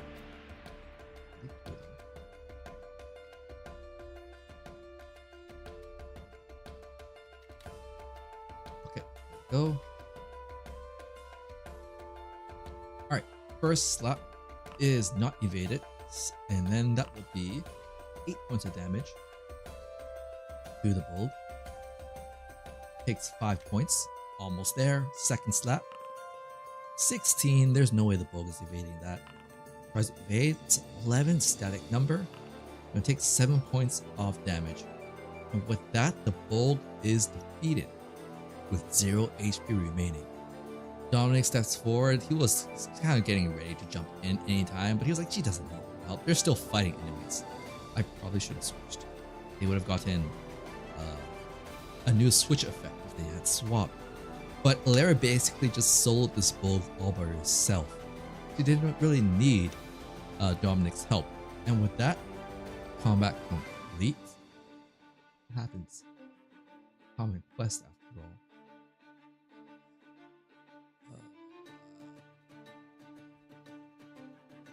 If there are 3 or fewer players after combat, you automatically gain sword shards as loot equal to the level of the strongest monster that was present. So with that, we gain 3 sword shards. Sword shards can be sold for 200 gold each, or I can roll a 1d6 per shard and all of our characters will gain that amount of reputation. Oh, I still have carrying some crimson petals I haven't sold. That means I've only fought, it's the only second fight I've had. Anyways, 3 times sword shards. And then loot check. Our loot can be a weapon, high quality weapon. Alright, Lara. What do we have? Roll a 10. She discovers, or she picks up a high quality weapon. High quality weapon can be sold for 150 gold or converted into a black or white A card for alchemist. I do not have an alchemist in the party, but so I'll just be selling that later. Okay, that bulb has been defeated. And that quest is now marked off as complete.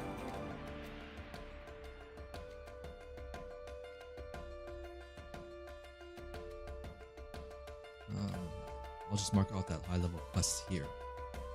Just for future reference. With that, we've been to area 2. I can finish off these effects.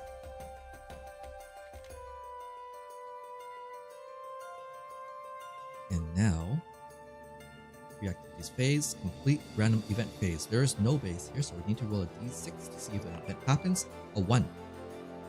1. That has not happened yet.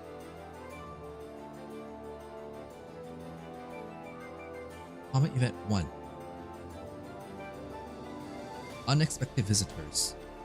Our party encounters either pirates, barbarous, or a stray dragon. Roll a d6. A 4. On a 4 to 6, you encounter pirates. More pirates. Wonderful. What does that mean for us? Sure, a lot of pirates here. It is a pirate tavern after all. Your characters are adventurers. Encounter pirates.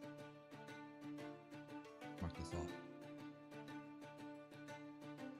Alright, this is a challenge, so time to decide what happens. Here is a challenge.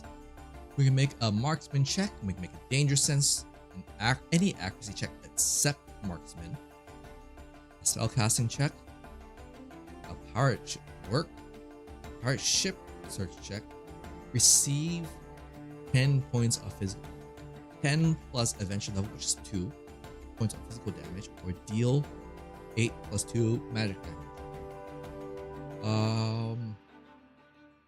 Dominic, he can easily take that physical damage. He is going to activate his abilities. Damon Arm. And that'll take 5 MP. Make sure that works. Success. Gaming arm is now in effect. And then he's going to be into alternate form. He's going to swap his equipment. And he's going to equip his tower shield. That gives him a total of 11 defense right now, which is great. 11 defense, he then needs to receive 10 plus 2 physical damage, which means he only takes 1 point of physical damage. That's no problem at all. That's a success. We gain adventure level plus times 90, so 90, 180 gold. 6455. 6455 plus 180 is 6,635. 5 gold required by the party. And then Alera. Magic damage cannot be done. She can make an accuracy check. Accuracy check, she'll go and activate Cat's Eye. Cat's Eye will give her a +1 to accuracy.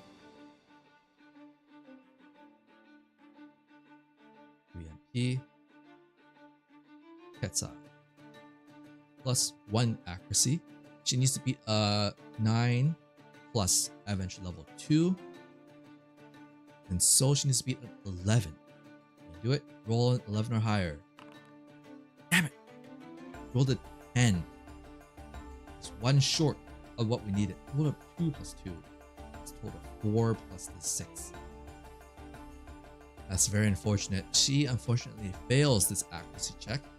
And so she takes 2 fatigue. Failed 2 fatigue is taken. Assign that to her 8 MP. She loses 2 max MP. That's fine. Dominic will then move on into the bonus challenge. Deal this AW. Probably average adventure level plus 12 points of physical damage. Or take 12 points of magic damage to guarantee it. You get a 1 star. But if I do this one, I get sword shards. I will take the sword shards. I want more reputation. So, activate Mana Strike. Mana Strike plus 4 damage since we're adding his class, his wizard class and intelligence to this attack. He will now be doing an additional plus 11 damage, which basically guarantees this as long as it's not a fumble.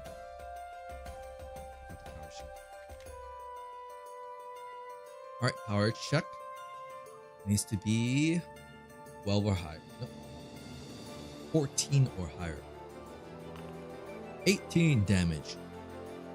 Smashes down on these pirates.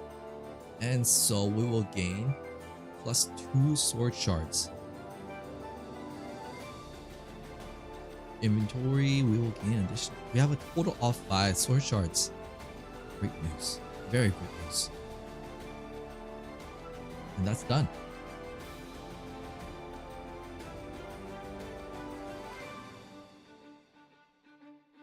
Alright, we are done with this Pirate Tavern town.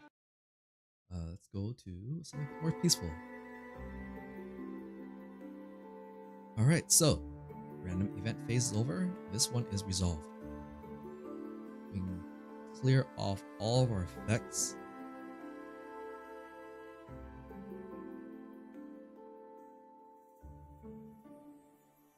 We can also clear off her effects.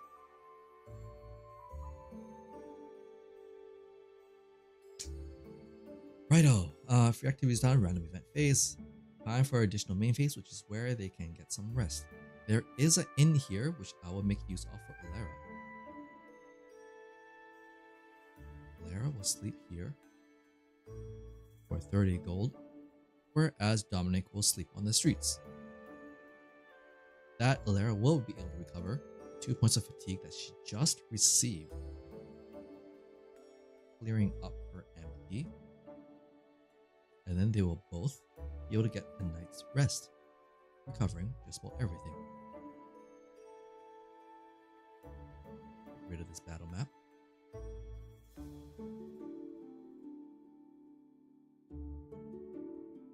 There we are, we're in a good spot. Now, the next place to go to is Dracana Forest. There is a quest here on quest 4. What? Oh, shoot, I messed up. The pirates that we're supposed to be fighting, common quest 4, is in Dracana Forest. The quest that should have been here was searching for a missing person. We screwed up, we'll just swap those. That's okay, they're right next to each other.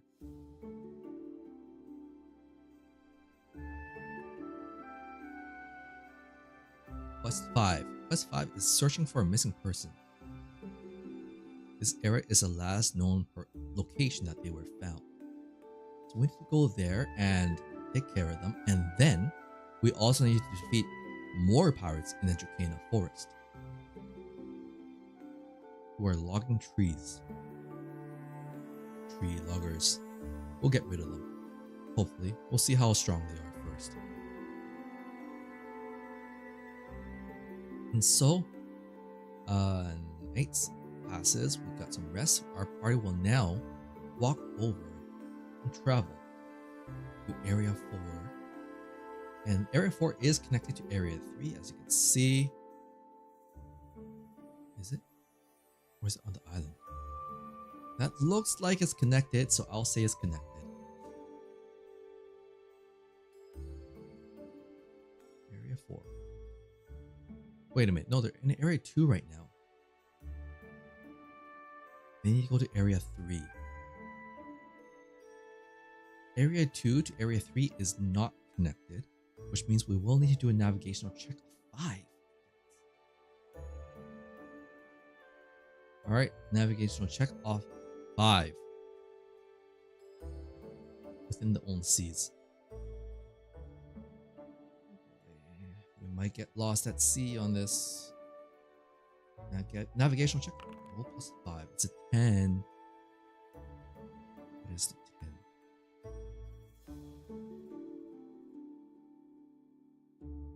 10. A 10 is, oh thank goodness, sailing continues smoothly, no challenge arises, but 1d6 day passes. 3 days passes, plus the 1 day that we just took to rest, so that's 4 days total. We now reached the Dracana Forest, Area 33. What's it? Dracana Forest. Dracana trees? What sort of trees are those? It's forest. There we go. Alright, strange Dracana trees with countless pointed leaves at the ends of their branches that spread overhead like branching blood vessels stand close together forming this forest. You don't have influence, that is. Proceed. In this forest, there are Dracana trees that look like lesser dragons. 63. Let me just check on this Dracana Forest thing.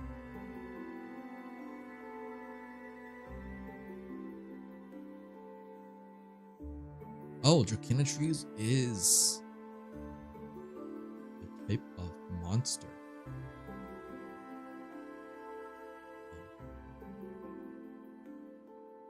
TM13. Okay, note of that. That look exactly like lesser dragons. Even if you succeed in a monster knowledge check, 13, you also succeed. Unless you also succeed in a... Ah, I see.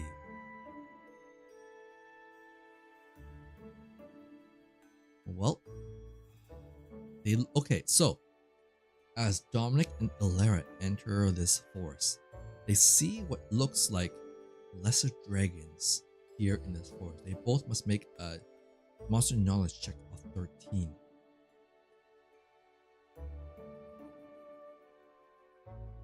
That's probably not going to work unless somebody rolls critical success. And monster knowledge check from Alera. 5. Yeah, both of them are convinced that these are lesser dragons. I know that they're actually just trees. But our party members will believe that they are dragons, lesser dragons, which have a level of 13 against their level 2. That's not happening. Within visible range, there are Dracana trees equal to half the number of players. So basically 1. Due to the docile nature, trees will not attack our party unless they attack them first. If you want to proceed deeper without fighting the trees,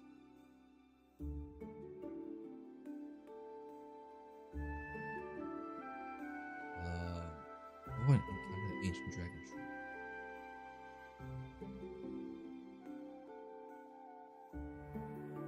Where is that? Encounter with ancient dragon tree.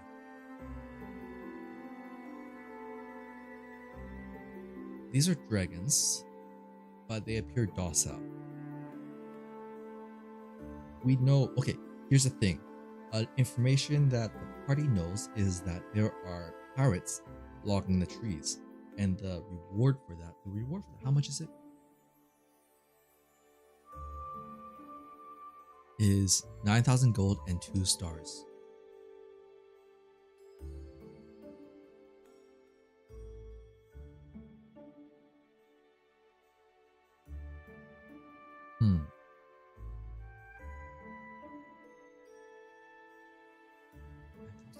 Stars. That seems like it's a higher level quest. Should they continue? They believe that there are dragons in here. Maybe we're looking for someone. I don't think those pirates are something we can fight yet. But missing person, what are we really here for? Is that missing person?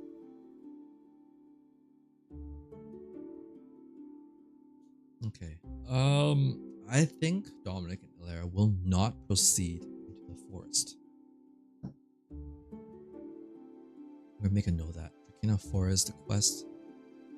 They won't proceed until they know that these are not, in fact, dragons. 13. So we will not go deeper in, but our party members will try and perform a search check to find our missing person. Here we can conduct a search check during the free activities phase.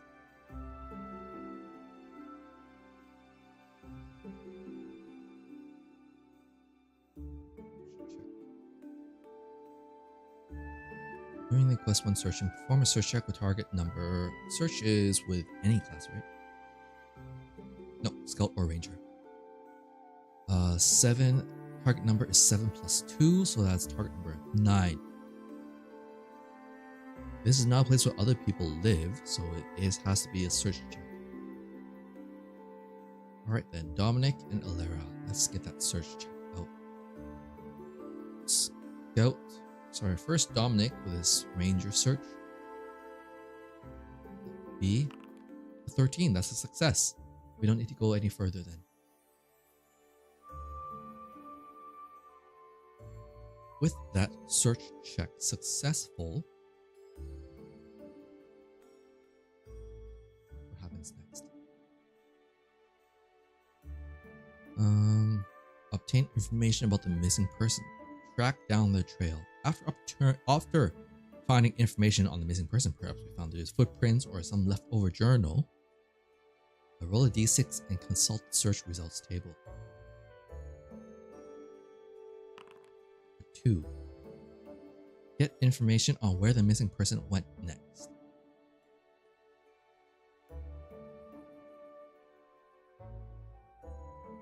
Roll a d66 to determine the next area to head to.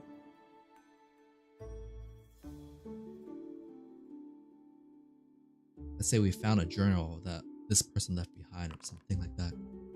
6 made up of a 5 and 1. 51. Area 51. We've been to Area 51. Where is Area 51?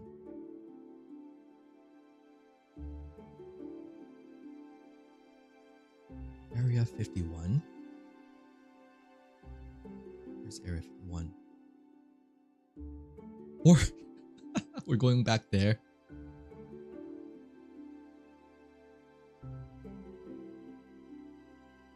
Going back to the Fortress of the Three Sword Navies. In that case, that does make things a bit easier. Because that fortress has a base which we can hand in the quest at. So if we find our target there, then we can head straight to the base and hand in all our quests. We're going to continue down Area 4. Area 4 is, I would say that's connected, because that does wrap around it. It is and isn't connected. I'll say it's connected. So let's roll D66 to see what area that is after the new phase. Night's Rest. Now day 35.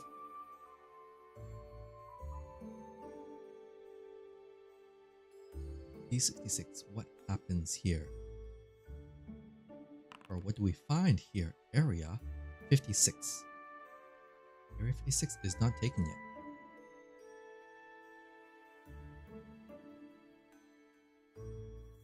What is in Area 56?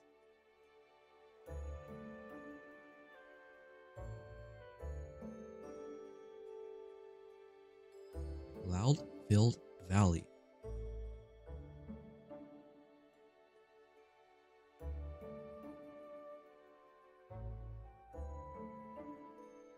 No particulars. Overhead, or no facilities, I'd better say. Overhead, pitch black clouds hang low. In this valley, the dark clouds never clear. The wind constantly howls and the rain falls endlessly. As a result, countless rivers flow through the valley. It is whispered that where these rivers converge, there is something causing the dark clouds to well up over the valley, but no one knows the truth.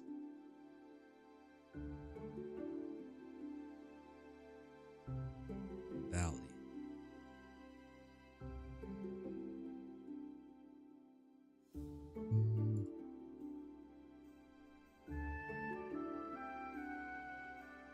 Rocky Valley. Do I have anything like that?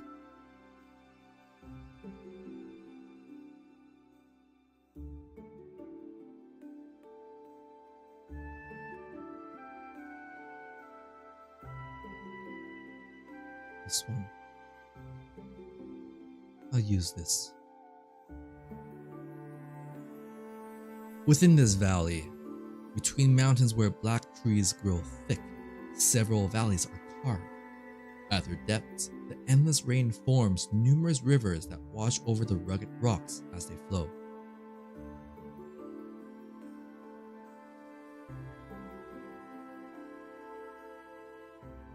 We'll proceed.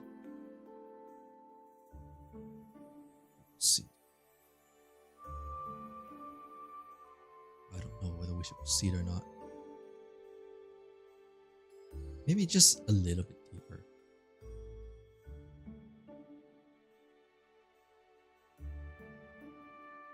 Alright, to traverse this valley, roll a d6 and resolve the events. Continue resolving the events until you reach the deepest point. You may, however, choose to escape. If you escape, you become fatigued by twice the number rolled for the current event points. You can return after 1d6 days.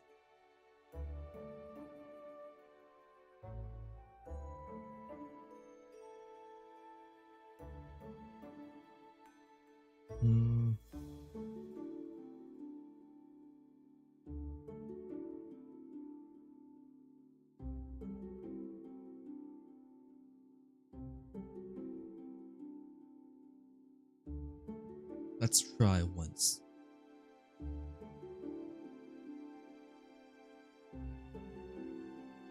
Roll a d6.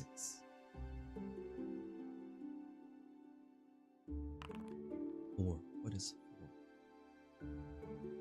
Our party members, Dominic and Ilera, discover an old tunnel. If at least one person succeeds in the target number 14 search check, you discover an old tunnel. Add +2 to 1d6 roll. Alright, let's make that search check 14. They can both make this check.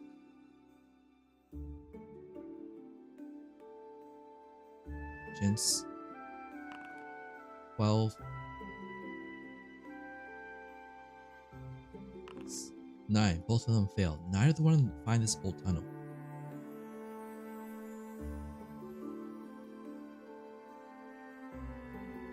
Maybe we should retreat. Become fatigued by twice the number rolled for the current event. It's 4. And can return to the valley entrance after 1d6 days. Yeah, this seems sketchy. Target number 14. They seem like they're a bit low on levels here right now. Let's retreat. I rolled a 4. That means they immediately become fatigued by 8. Unfortunate.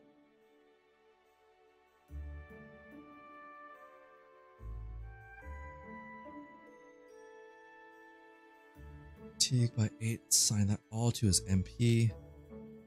And all to Ilera's MP as well.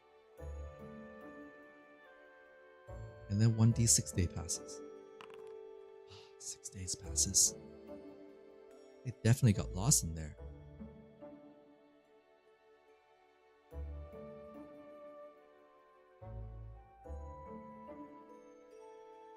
Okay. Well, we leave this area. Alpha Valley. It's a pretty high level area, I think.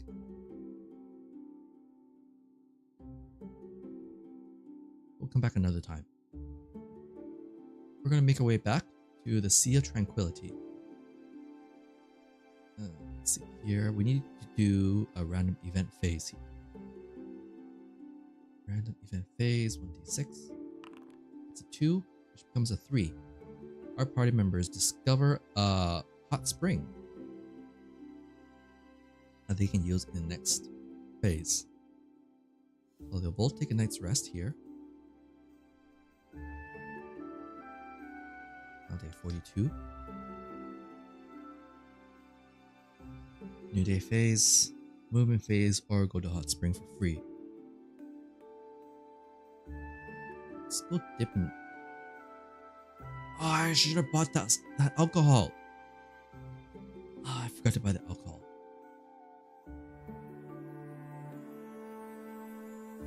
I need to go back, report that quest, don't I? No. I need to go to this area here where I have any quest to report to the Pirate Tavern. I don't want to waste time going back. Should I? I go to the tavern? Area 6. What's area 6? I reached this area, so I need to mark this off too.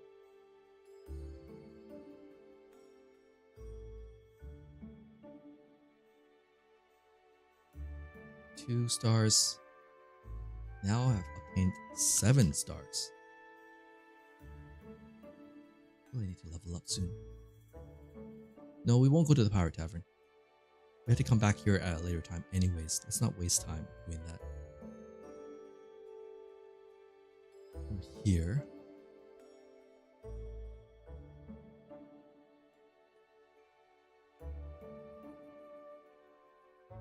Go to area 1. Here, Tranquility.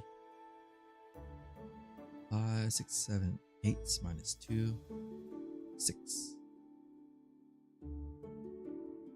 Roll with a d6. Okay.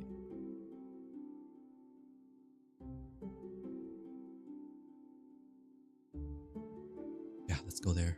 Hopefully we can turn it in this quest. I would very much like to level up soon.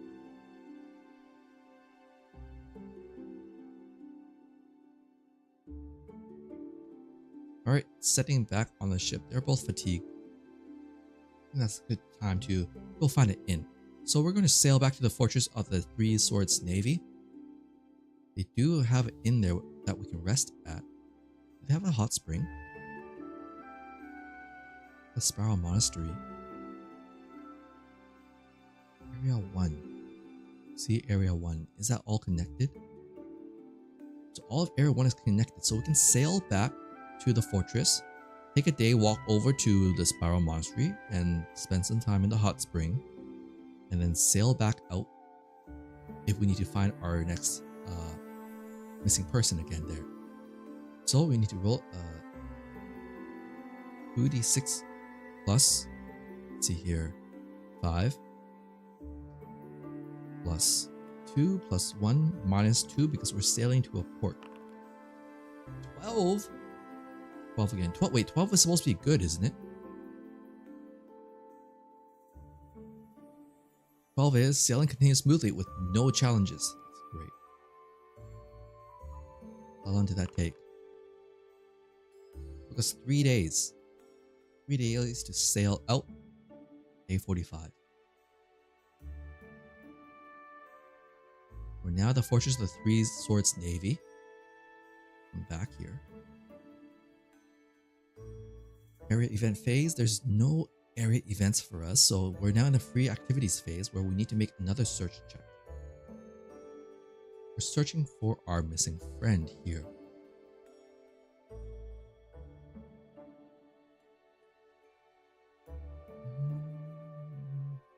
Use this one.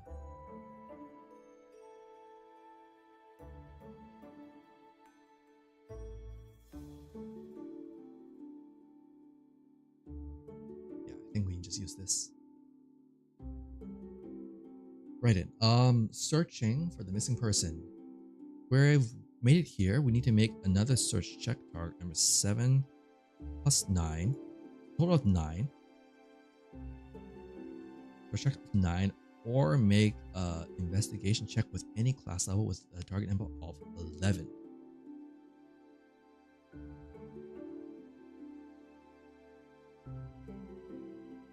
So, no. My investigation check, which requires other classes, is not high enough for that. So we just go with the basic search check. Alright, Dominic will make the first check. I need to beat 11. Intelligence. Failed. Valero will make her check. Oh, critical success. So, with that success, she is able to get more information on where this missing person was. So, D6, did we find him here? A 1. Get more information on where the missing person went next. Where did he go this time? That's 8, which is made up of a 4 and 4. 44. 44 has already been placed. Where is area 44? It's at Freeport. Oh, it's at Freeport, damn it. Problem of going to Freeport is that you have to pay to get in. Oh, but wait.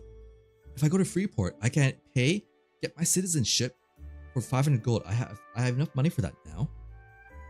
And then I can go into the base. I can report everything after finding the guy. Completes all my common quests, and then report my work, and then pick up all the quests. That's great. That's actually really good.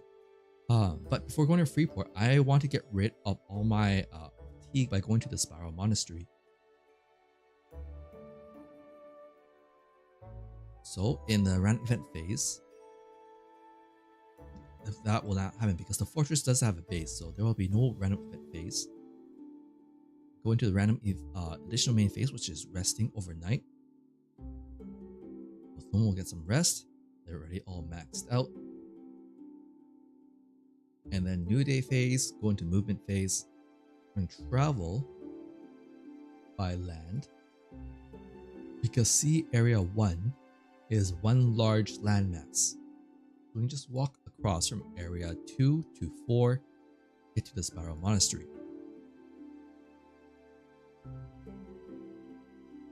At the Spiral Monastery, it is where the main quest is, but we can't really do anything. Area 24.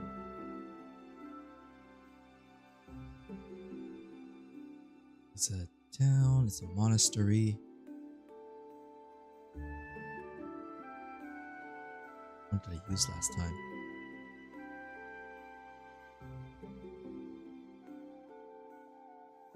This one, church interior? No. Yeah, it's a monastery. This will do. Once again, this is a town built in a spiral along the sheer rock face of a mountain. Architectural styles clearly changes from the middle section upwards, and these buildings form a monastery that serves as a dojo for martial arts and blacksmithing. We haven't completed the quest yet, so we cannot proceed here.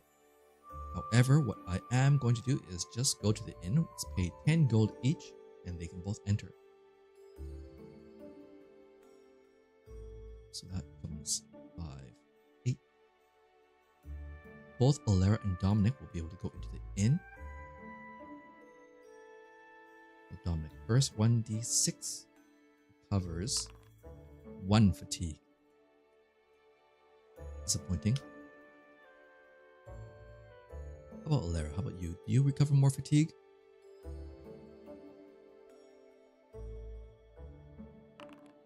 High fatigue. That's much better.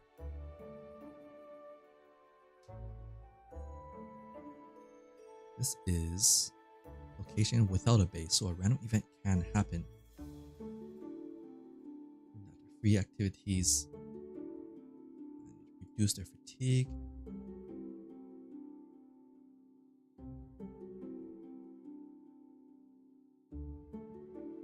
Random event. It is a 6 this time, which means nothing happens. We proceed to additional main phase where they will both get some rest. Sleep, cover HP, 1 day passes.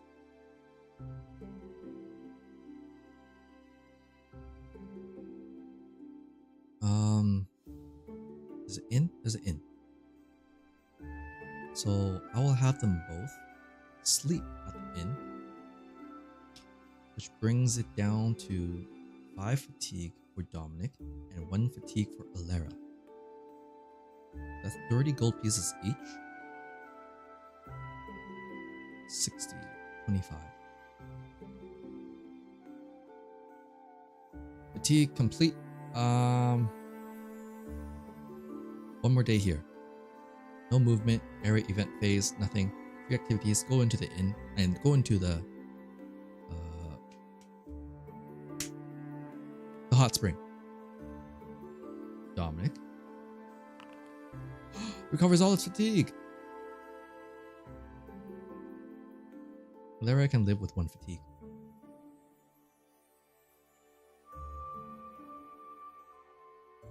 Random event phase. It's a 1. Find a free hot spring. If we stay 1 more night, we can get in for free, but I'd rather not waste more time. And so we will forego that. And besides, even if we met the old man in there, we wouldn't get anything out of it. They're still fighting with each other. They still haven't swapped or growth, so we will be going to do that soon. We will go and get some rest. Day 47. No need to sleep at the inn anymore. And they will make our way back over to Freeport. Freeport, this darn place. Pay to get in.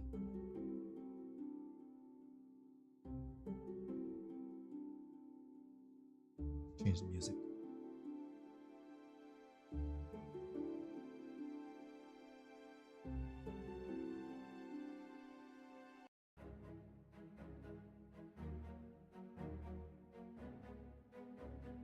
Freeport. This is a fortress city surrounded by sturdy walls that extend far into the sea. Many ships come and go through its harbor while patrol fleets cruise the nearby waters. This is Freeport, the finest city in the Seven Kings archipelago, built by those who cherish freedom and commerce. Once again, we must approach and enter through the customs officer. Once again, we do not have a citizenship card, and so we must pay 100 gold each, 100 camel. Second time we're here. But this time we have enough money to pay off a citizenship card.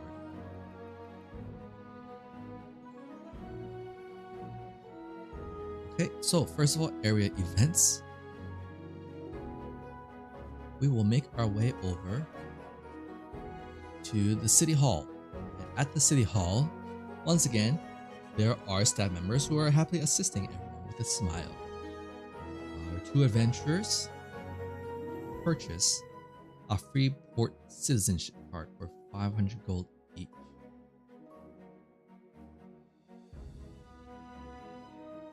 Obtain citizenship in Freeport. Each character must possess one.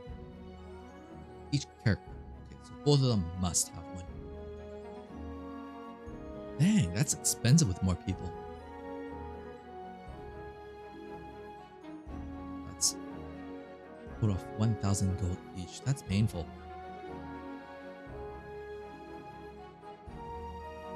And thus, we have now unlocked the base here.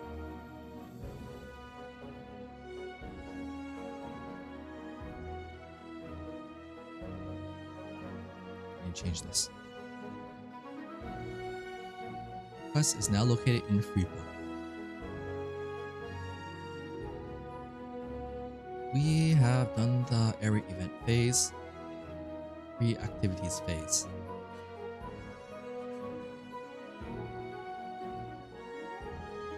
Pre-activity phase, we will try and search for the man that we're looking for. Then need to beat a target number of 9 with this search check. First from Dominic. Success. And because of that, this is the third location we've been to looking for this searching missing person. Roll D6.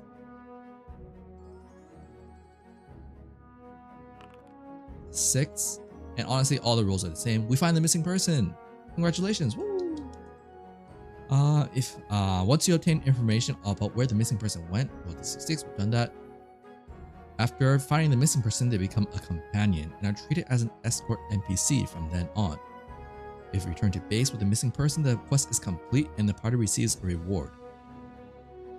Thing is, we're already in the base, so we're in an area with the base, so we don't need to worry about that. We can return to base now, finally. In which phase can we return to base? In the free activities phase. Yes, we made it. We've made it. We did it. Quest is complete.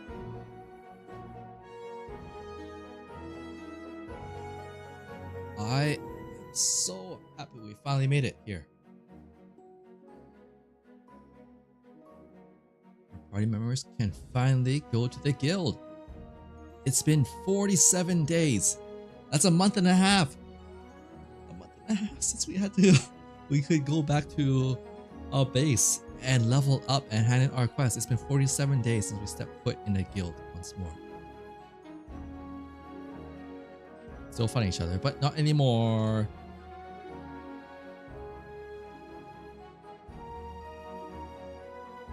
As our party members Dominic and Alara enter the guild, they hand in their quests.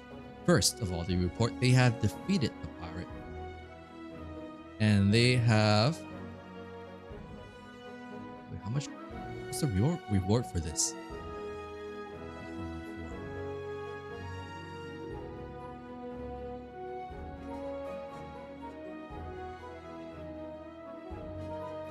After defeating the pirates, return to the base to complete the quest and get a reward.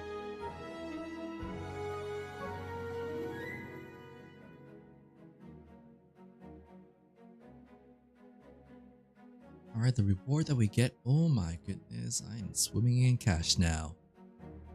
So first of all, get 6,000 gamel. And because the second quest is also 6,000 gamel, we get a total of 12,000 gamel.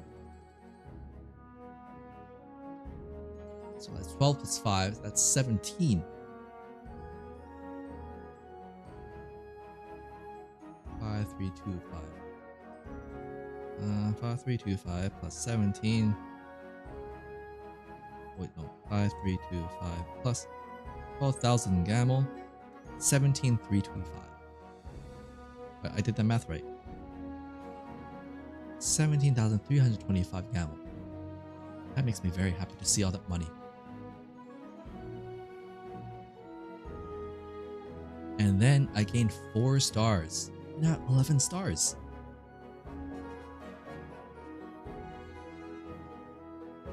That's a lot of XP.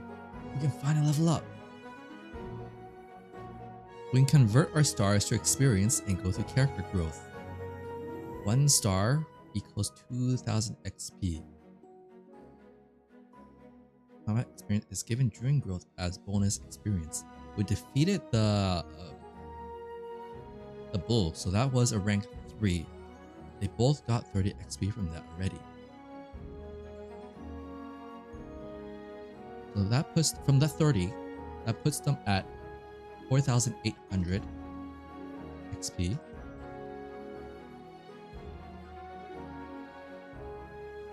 And then, let's see here. 11 times 2. Serious? 1 star equals 200 XP. That's 2,200 XP added on to their current of 4,800. They both have a total of 7,000 XP now.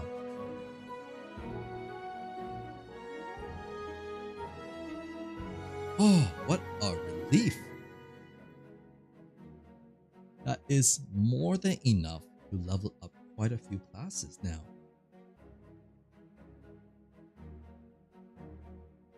We've obtained 11. Get rid of this. Back down to 0.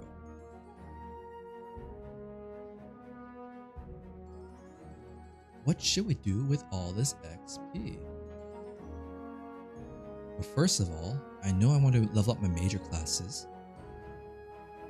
Let's see here. How much can I upgrade? I can jump straight to rank 4. Eventually level 4. And no more than that if I really wanted to.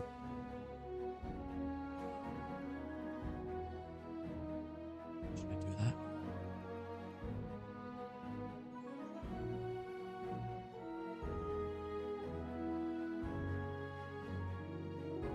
No, I think it takes one step at a time. Level 3 fighter and level 3 enhancer. And then Dominic will increase level of warlock. No, that's too much. Whose intelligence is better? It's 2, it's 2. Maybe I should take a rider class.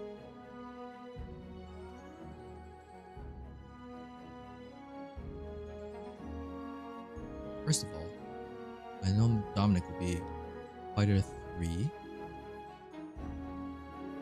Warlock 3.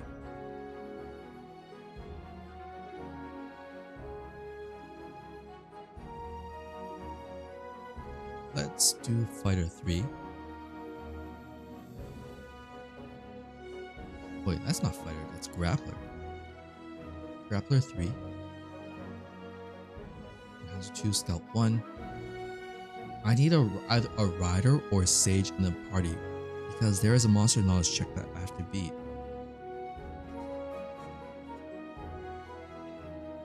Lara has more room for XP because Dominic has 2 major classes, whereas Lara has 2 minor classes. She could pick up a sage class. and Scout. Scout 2, and then let's get Sage in here. 1 level of Sage. Wait a minute, no. Dominic is the one that plans on increasing intelligence.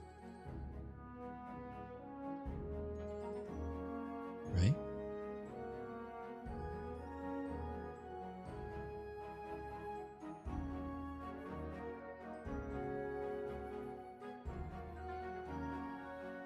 Just a moment here. Let me change the display.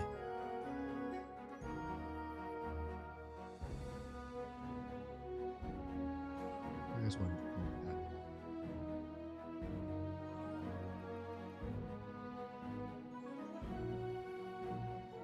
Oh, you're off screen here.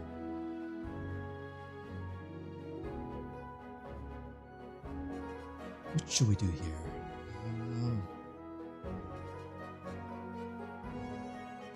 Scout 2, Sage 1.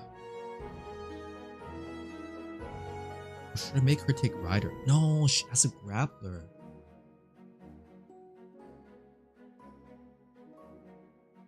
As a grappler, shoot.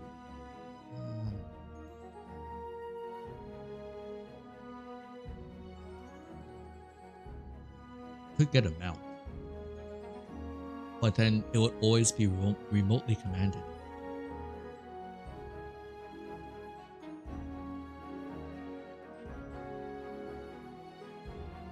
I suppose so. Take out Sage Rider. I won't be using Rider much though as a grappler. I do need that. I don't expect to get the monster weakness. I just need to have a monster knowledge. Rider will be kind of useless though. For Alera at the very least. Unless I have enough XP to bring it up. Which I don't. I need that Scout to stay higher.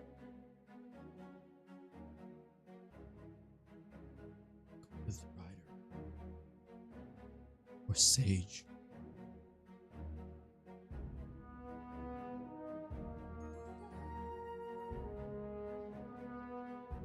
One or the other. Could technically go two riders.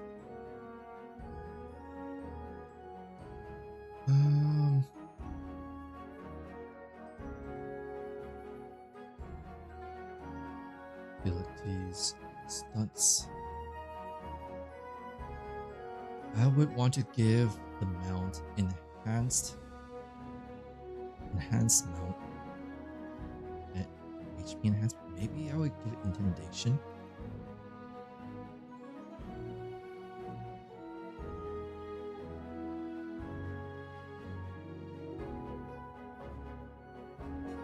Remote command won't be needed since they're always going to be in the same area. Which command is not necessary since it already has Scout. Random can't be used. With a Rider, the only one that's useful at lower levels is Charge. That's one. Enhanced Mount. HP Enhancement, Intimidation. Another useful. Search command. I already have Scout. Random. I have nobody who would be able to ride it. Announce Devotion. No, that's only when it's being ridden. Mind to mind. No. Share Perception is useless. Magic Command.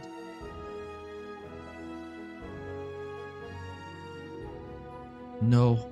Rider is not going to be helpful here. I don't have enough abilities that Alera can make use of. So I think I'm just going with the Sage. Spirit of Rider. Scout 2, Sage 1. I would like to have Enhancer up, but it's too expensive. So that is there. That's done. And now we can sell some things too. We've been holding on to a few items.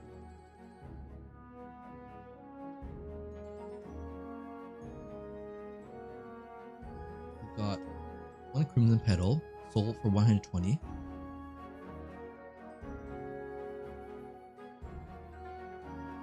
And a high quality weapon. So that is 17,325 plus 120 plus 150. That's 17,595 camel. And then we can roll a growth. So Dominic, roll his growth first. Move some things out of the way.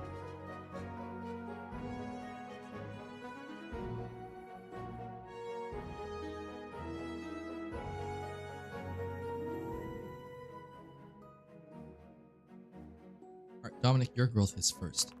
Rolled either intelligence or agility. Oh, Dominic's agility is currently an 18, whereas his intelligence is actually at a breakpoint modifier. So I am going to increase his intelligence by 1, which puts him at 18 and gives him a +3 to his intelligence now, which is wonderful. How about Alara? Alara, her growth. Either dexterity or spirit. Dexterity will increase her chance to hit, where spirit will directly give her more MP, which also has the effect of giving her more fatigue space. I should have done that. She only has Cat's Eye and Gazelle Feet right now.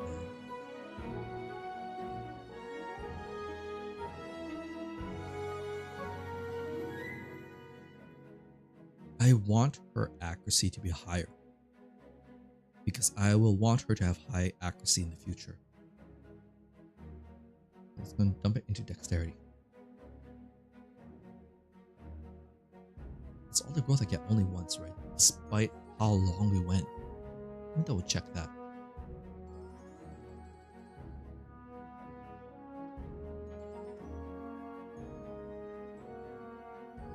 Okay, progress.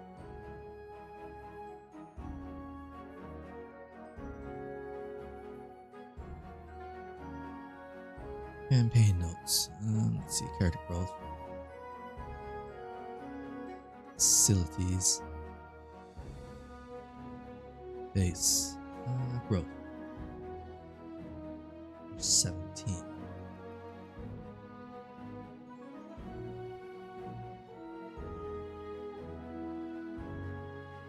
Guess you build a score. Spend money. Okay, it's just one growth then. Missed out on one growth because I could have come back to base at 4 stars, leave, and come back for another 11.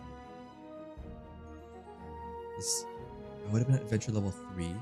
I would need 5, and I had more than enough, so I missed out on one growth. Unfortunate. So I had 11 stars, and then minus the 4, I would have 7 stars, and I would have been at adventure level 3.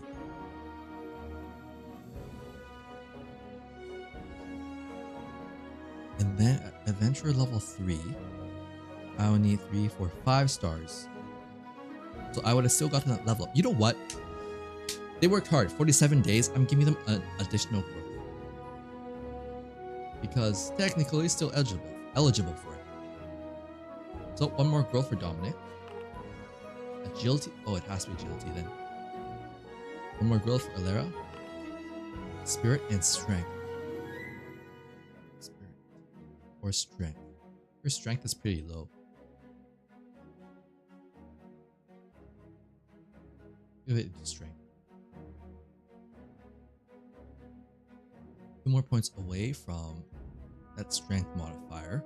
So what I'm going to do is I'm going to purchase an ability bracelet similar to what Dominic has. And then that bracelet, small tier strength enhancing bracelet.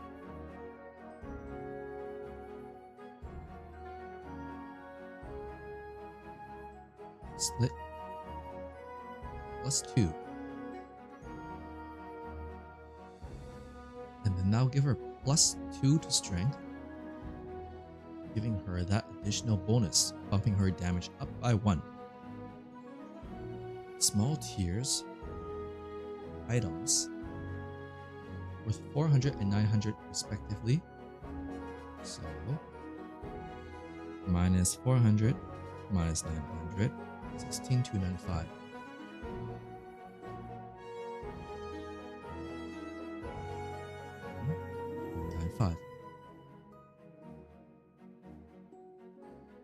Okay. I need to update their stats here. 3, Cancer 2, Belt 2, Sage 1.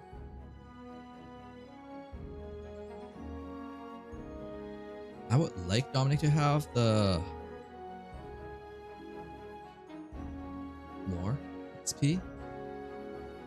Oh yeah, I still have 1,000 left to spend.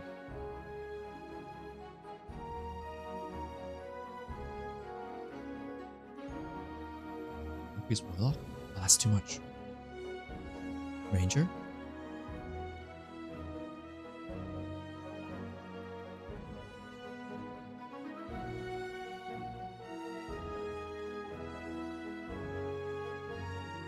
Focus on his main class first. I'm lacking enough XP for that, so let's go ahead and put that into Ranger for now. And we'll save up for next time.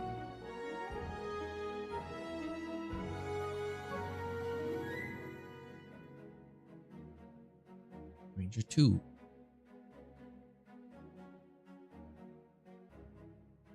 Alright, so that is where we will leave off tonight. I think we've been going this for quite a while enough now. We're in a good spot. Leveled up. Be resting in an inn tonight. No random event phase. Additional main phase, we'll be going to the inn to celebrate. Might as well enroll our new quests here. No, let's leave that for next time. Because while we're at this base, we will also be able to pick up new story quests.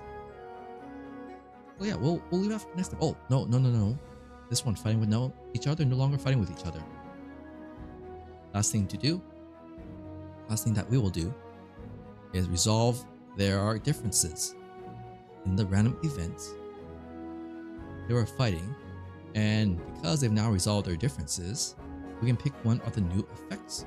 Switch effects. Page 31. It's either up here. Courage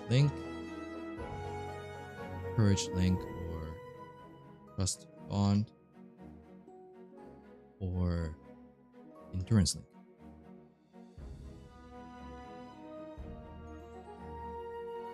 Alright, what are these effects? Courage Link. Use either accuracy check or spellcasting check and gain +1 until end of turn. New reserve buddy gains 1 point of fatigue. +1 accuracy, 1 turn. It's great with you. It's great. That's okay for Lera's accuracy. Fix a few things.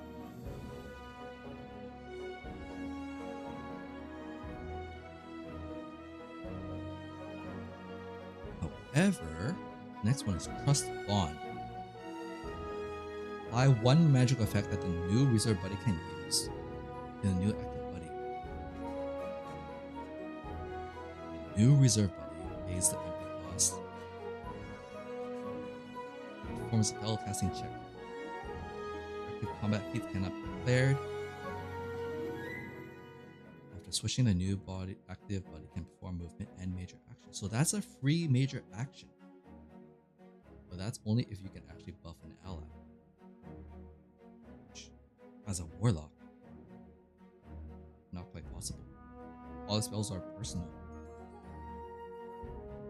So the only option is really just Endurance Link.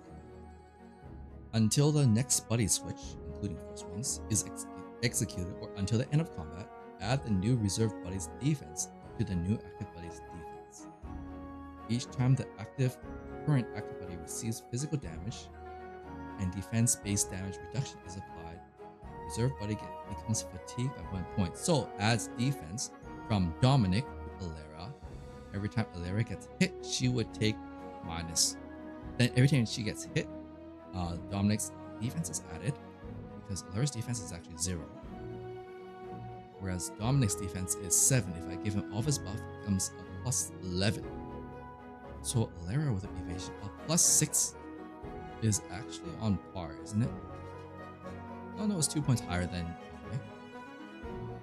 This 11 evasion is pretty good. I'll probably screen I'll decide on their combat feats that I picked for level 3. I might still reconsider Dominic's levels, might switch from level 2 fire to level 3 warlock instead, but that is where we'll end up for tonight. So thank you for joining me on this solo campaign run of Ancient Blue, Solo 2.5. My name is FoundryVTT, and I have been your guide and concierge this evening. I hope you have a wonderful morning, afternoon, and evening, and take care.